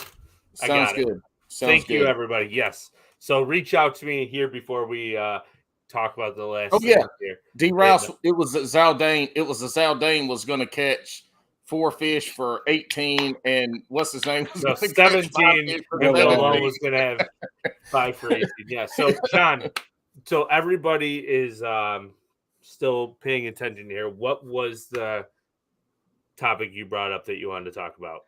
Okay, so what I was referencing earlier was we're getting to the time in this season where, especially looking at Group E, you see their rankings of where they are, like on numbers wise. Now, granted, I don't know the algorithm that they use, but you can see some people, definitely take out the rookies. Like, for example, you can take out Alex Redwine because he gets guaranteed 2 years. But you can see some of the people that have been here for a couple of years, like Justin Atkins at 91 rank, Fritz at 93. They need to do away with the Legends exemption, in my opinion. You see Paul Mueller at 87. You see Big Frank Talley at 90. these people that if they can't step it up and make it to the cut, because I'm going to assume they're probably going to cut, unless they change things, probably going to cut another 10 to 11 guys because they're going to bring 10 to 11 back in. So my understanding of the way it works, sorry for cutting you off here, John, is the guys who have 2 years have 2 years of eligibility, but if they have 3, they get 3, and then if they have 5 years in, they get to drop 2 and go on a 3-year average. I believe is the way it works. So like Paul Mueller is probably safe because he's had some really good years. Yeah, he has. Real question to answer Team Bass Pack. He says, Drunkwood, I have a question. Why do you not think we won't see 8-pound big bass? Because the bass are in post spawn. They lost a ton of weight. They haven't started feeding up already. I don't see it. I hope we do. I don't see it happening. So yeah, I don't know how the algorithm works, but like, do you go back to the moratorium of the Bass Opens? Do you go to FLW? Do you just do whatever? I mean, that's a question that's gonna happen. You know, we saw last year when they definitely lost some people. One of the people that stayed on was Chris Grove, moved to FLW, so he moved over there. But what happened to the rest of them? Like, who were some of the other people that left, and what are they doing now? Paquette, Destin, and Marion, just the 2 that come to head. They are fishing the opens. Yeah. Are they fishing all of them or just certain? I believe Paquette is fishing all 9, and I know Destin was doing south and north.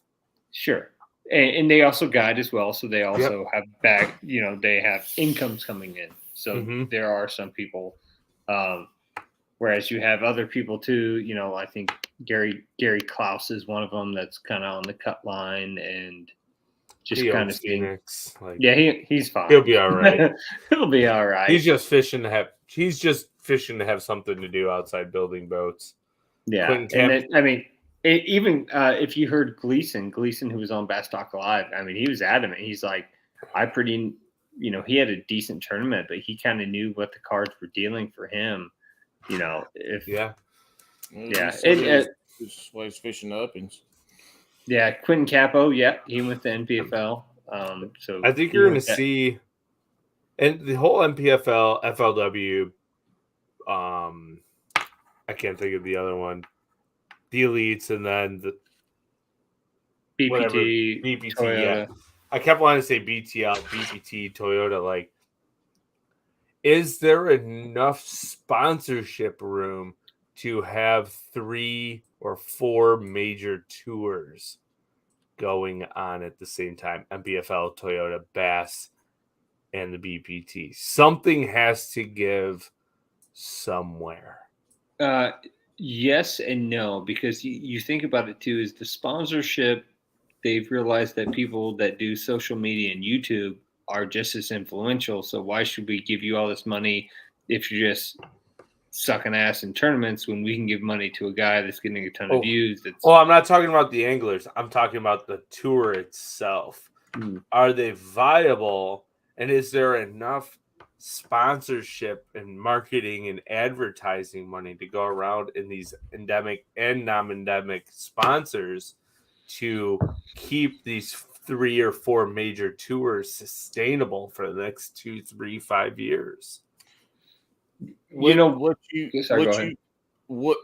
you need to go back and look at is basketball in the NFL back in the 70s and 80s when they had 2 different leagues. What ultimately ended up happening? They merged. And now we have one big one. And now fishing has had 2 big ones since the mid-late 90s. There's always been Bass and the FLW, you know.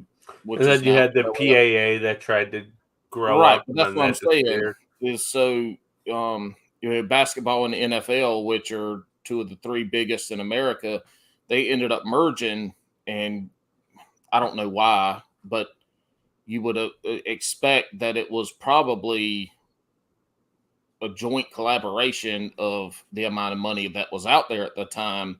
But during that time of that professional sport for both of them was kind of in the infancy stage, right? It's where we are with bass fishing right now. It's the wild, wild west. There's a lot of stuff going on, and they consolidated because and this is the other side of it too, is the owners of those leagues and those teams saw that it was better to consolidate and have a central unit. It doesn't sound like that's what's going to happen with bass fishing anytime soon. Is there enough for two? Yes, we've seen that over the last 20 plus years. Three, probably not. I mean, you know, We have four technically. Right now we have four. In the words of the late great Will Smith, wiki wiki wow wow. West. One thing you have to think about, and I'm close to NPFL, they're choosing people that sponsor them that other sponsors aren't working with. They're like Progressive Insurance, some no tobacco, like some dipping. Here's how I view it. Go back to when Crown Royal, go back to when Walmart, go back to when Kellogg, which were huge sponsors, which were testing the market, were paying for things. All those people are gone because they realized that there wasn't a solid investment. They weren't getting an ROI on it. So now what these places are doing, or they're finding new places to try because obviously things have changed, environments changed, internet, social things have changed. And, you know, people like Bass Pro are pulling, Bass Pro's even pulling certain sponsorships because they're trying to do their own tournaments. So they're not sponsoring as much. And you know, other big lure manufacturers aren't sponsoring. So it's finding those new non-endemics. That's going to how you grow as a tournament organization, also how you grow as a business, because getting those people involved, you know, if you focus on the people that are involved in NASCAR and try to get some of those sponsorships, then you can try to get some of the same people that watch NASCAR to watch fishing as well, if you have your stuff on TV, depending wise. So I think there's always non-endemics that you can hit into. It's just getting into those and building into those brands to make those brands successful for the business. Because there's only one pie, and there's only so many slices, and there's always only going to be one pie, but it's whose pie you're eating from. One of the biggest things with fishing that differentiates itself from and what people try to, you know, correlate it to NASCAR and golf in the 90s and early 2000s is you have a bunch of people sponsoring and a bunch of these big companies sponsoring regional tournaments, local guys, regional guys. Whereas basketball, baseball, football, there's not a local club tournament that's getting a sponsorship from Bass Pro, but there are going to be, you know, there's a smaller pot of money for fishing, but it's getting divvied up into a lot of different organizations and people. Whereas the NASCAR and these other, there's not that many there's not many minor leagues. There's not these individual, regional, or local people that are getting this money. And so what you're saying, John, is there's this big pie, but there's a lot of slices coming out in fishing that don't come out from these other sports. You don't have all these different entities, albeit a person or a small local club or whatever, getting this money. We see it in kayak fishing right now. You know, I mean, we've got sponsors for people sponsoring local kayak tournaments that are academy sports. You know, I mean, it's just, I think that there's so much going on in fishing and that there's so much money going out there that they're not sure exactly what, but it kind of goes back to the social media influencers too. I mean, that's a whole nother huge chunk of that pie that's getting taken out from the side of the professional anglers and the tournament side. Right.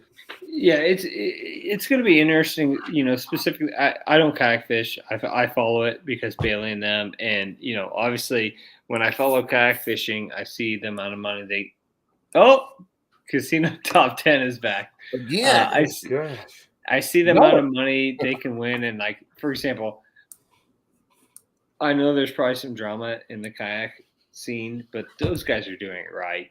And there's, you know, it's in how they're doing it and how it's, you know, it's, you think it's like, what do they show? The top 15 that make that win money. They each get checks and certain things like Yeah. that. I mean, Happy Gilmore checks. Happy Gilmore checks. So, And look, if you ever watch a podcast with anybody that's won a check on a kayak, it's in the background. Oh yeah, it's there. It's in the background. Like they computers up against the wall back there, and they're 35 feet away to show all their checks. that's probably why I don't watch your podcast. Well, I'm not a kayak podcast. I had you on. You realize Paul has no checks behind him. No. The only thing I have won. He's just got a fridge and disappointment. Places. Yeah. But the kayak world is a growing world.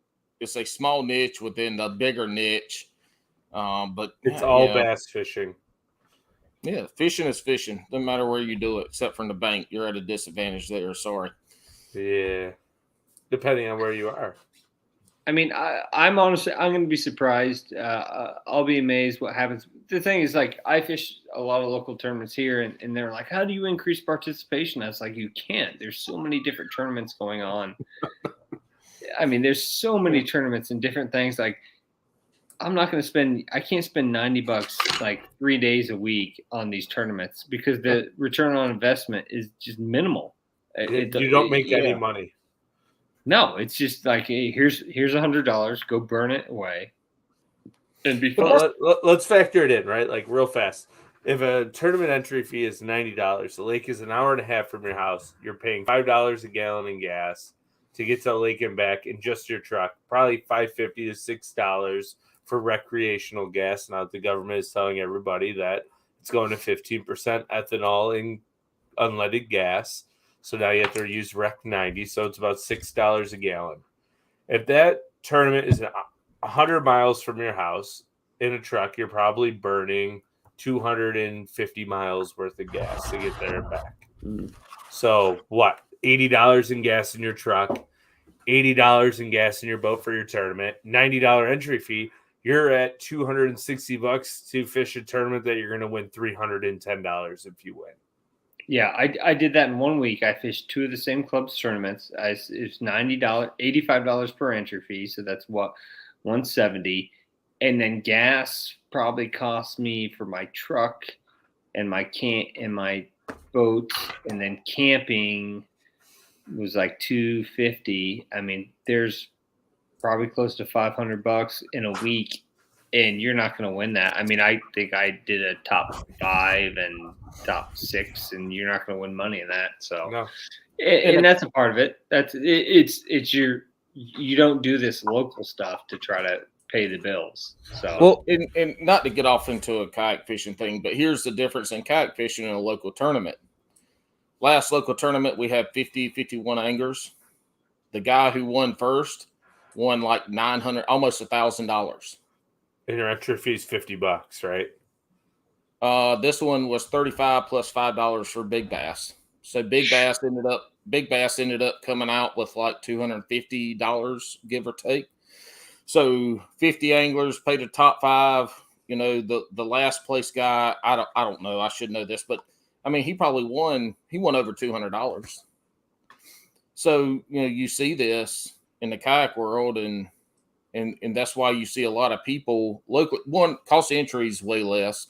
So you can go buy a Walmart kayak, and if you learn how to fish out of it and be competitive, I mean, you're paying that kayak off 10 times over in one tournament if you win it.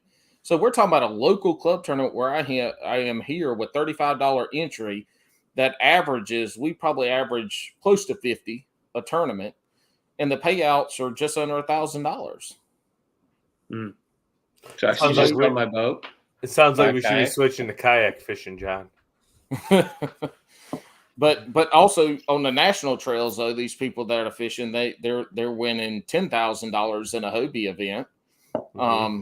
You know, for somebody like Bailey, he still made money driving down. What the hell did he win? You follow? Yeah, it was like 10,000, 10,500, I think, or something like that. 10,000. So he drove. I mean, him driving down, camping, and driving back, he won $10,000. I mean, he probably spent $2,000 total. Then you take taxes out of that $10,000. Well, I mean, you got to take 33% taxes. excise tax.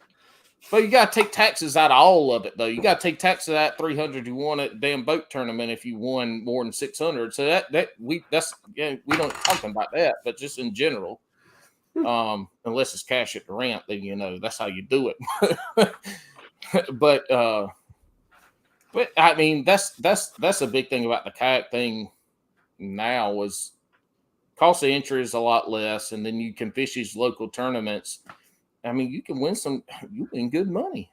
But to go back to the original question I had is, sorry, because I don't like to talk about kayak stuff. I will do that. But going back to your stuff, because that was the whole point of it. Because that's interesting. Where do these guys go? What are these guys going to do? Are they going to go back? Like, for example, I'll bring Destin in. So Destin does guiding and other things like that. Is he just going to keep? Do you just keep guiding? Do you totally get out of the profession or still do it on the side? It's a lot of these things. As someone who's switched careers, it's just kind of a thing you sometimes have to do, unfortunately, because everyone and their brother that is in college that's doing college bass fishing think they're going to go to the pros, and they're not going to, because you have someone like Cody Huff who is amazing in college bass fishing in bass. It's not doing too well right now. So, right. but that goes how many guys have truly been able to re-qualify twice? Ike, Carl Jochimson, Jason Christie, Greg Hackney. Back in the day, there were pros that used to do it all the time because they wouldn't take the entry. But that was before there was so many people trying to do it. Mm-hmm. Yeah. Like, there were a lot of guys that qualified years ago and kept qualifying, and just financially it didn't work for them. But that was this. Well, let's talk about somebody who had a decent Elite Series career. Bradley Hallman. He's been trying to requalify for what, 5-6 years now? Since he was out of the Elites, he went the FLW tour and then decided that to strictly fish the opens, and he can't get back in. Well, here's one thing about Brad, though. Brad has a decent, successful YouTube business. His wife is a very, very, very, very, very successful lawyer in the state of Oklahoma. So technically, he's just living life. He's living life. I would love to see him back in, but also he's dabbling in the NPFL, commentating side. Commentating, and he's doing. I thought he did great. Yeah, he's great. I like him better than James Watson, but he's got a YouTube channel. He's got a personality. He's very good. He does with Big Bite. He does bait manufacturing. He technically doesn't need to make it. I mean, but he's doing well without doing it. So, I mean, he's still – it's kind of like Andrew Upshaw. Yeah. Andrew Upshaw's having a shit year, and he's admitted to having a shit year. But he's done well enough and has good enough, background that he doesn't have to do it. It would be beneficial if he did. One quick question before we get off here, and I'll let you ask yours here, Paul, but we have a really good question from Team Bass Pack. He goes, here's a question. If the NCAA are now letting the kids get sponsors to get paid, will we see this with college anglers with sponsors and getting paid to fish? No, because none of the college anglers really get any sponsorships to even go to school. Well, all right. Can I answer this? Yeah, go ahead, John. One, I worked for a university, and my best friend is the athletic director of our current university at U of L. College fishing is not an athletic sport. Club sport. It's club sport. Club sport. Could they get NIL? Could they get an NIL? Possibly, but it would be non-NCAA, and there would be really no beneficial reason. I mean, they could try to get an NIL, I guess, but it would just be a club sport. It would just be some type of sponsorship. So there will never be college anglers paid to fish unless it's a collegiate sport. So here's the thing with, and I hear this so much now with the NIL and college fishing. Like John said, college fishing is a club sport. If they got $1 million, if that club or a person in that club got $1 million, to the NCAA, it doesn't matter because it's not regulated, but it's a club sport, just like club rugby. soccer, football, whatever a club sport is. There is no NIL for bass fishing. It doesn't exist. It's not sanctioned by the NCAA. So that's just they can get all the money they want. Matter of fact, the university would hope they would get the money because they have to go in and ask for money from the Club Sports Association for funding to be a club sport. So there is no NIL for that. The last thing I was going to say is if you look at professional sport, the NFL, what happened? So I know who the next guest on Ike Live is. It's called the next Ike Live is on May 28th. It's Cheech and Wong's next Ike Live. Oh, jeez. So it's Cheech and it's Ike and Maddie Wong. Oh my God. The last point I was going to make is the NFL. And so I play college football. I know folks that played in the NFL. NFL stands for not for long. Average player is 3 years. You look at Tom Brady, has been in it for 20, average is 3 years. So you think about all these guys come out of college and young that fished 2 years in bass, and then they, all right, you didn't make it, you're out. Vanish. That's if you relate it. And I know I'm relating it to NFL because I know that's the life of a professional athlete. It is no longer you having fun and playing. It is a job, and the people above you are there to make money and win. And the only way to make money is to win. And that's just unfortunate side of bass fishing is they have to bring in the new people. And so there are going to be folks that fish 2 years and they're out. There's going to be folks that fish 5 years and they're out. But that is how all the professional sports operate, because it's not about fishing anymore. It's about generating money. And if you're not growing, you're not bringing viewers in, you're not bringing money in to them, then you're out. I mean, that's the game. To end on that phrase, my wife used to say, if you're not growing, you're not showing. And we're out. No, but thank you guys for joining me tonight. It would have been a lonely fantasy fishing episode all by myself. It would have been 12 minutes long instead of 2 hours and 12 minutes. Cue the all by myself music here as we're leaving. Exactly. So, no, thank you guys. All right. Lundy Bridge. To add mute buttons. But no. So thank you guys. Thank you to everyone for having the awesome questions. If you haven't yet, reach out to us on the Serious Angler Instagram or Facebook or email. It's all in the description of the stream, and we will get those prize packs out to you here in the next couple of days. It is a holiday weekend, so be patient with us. But to everybody else and everybody tuning in, thank you and have a good night.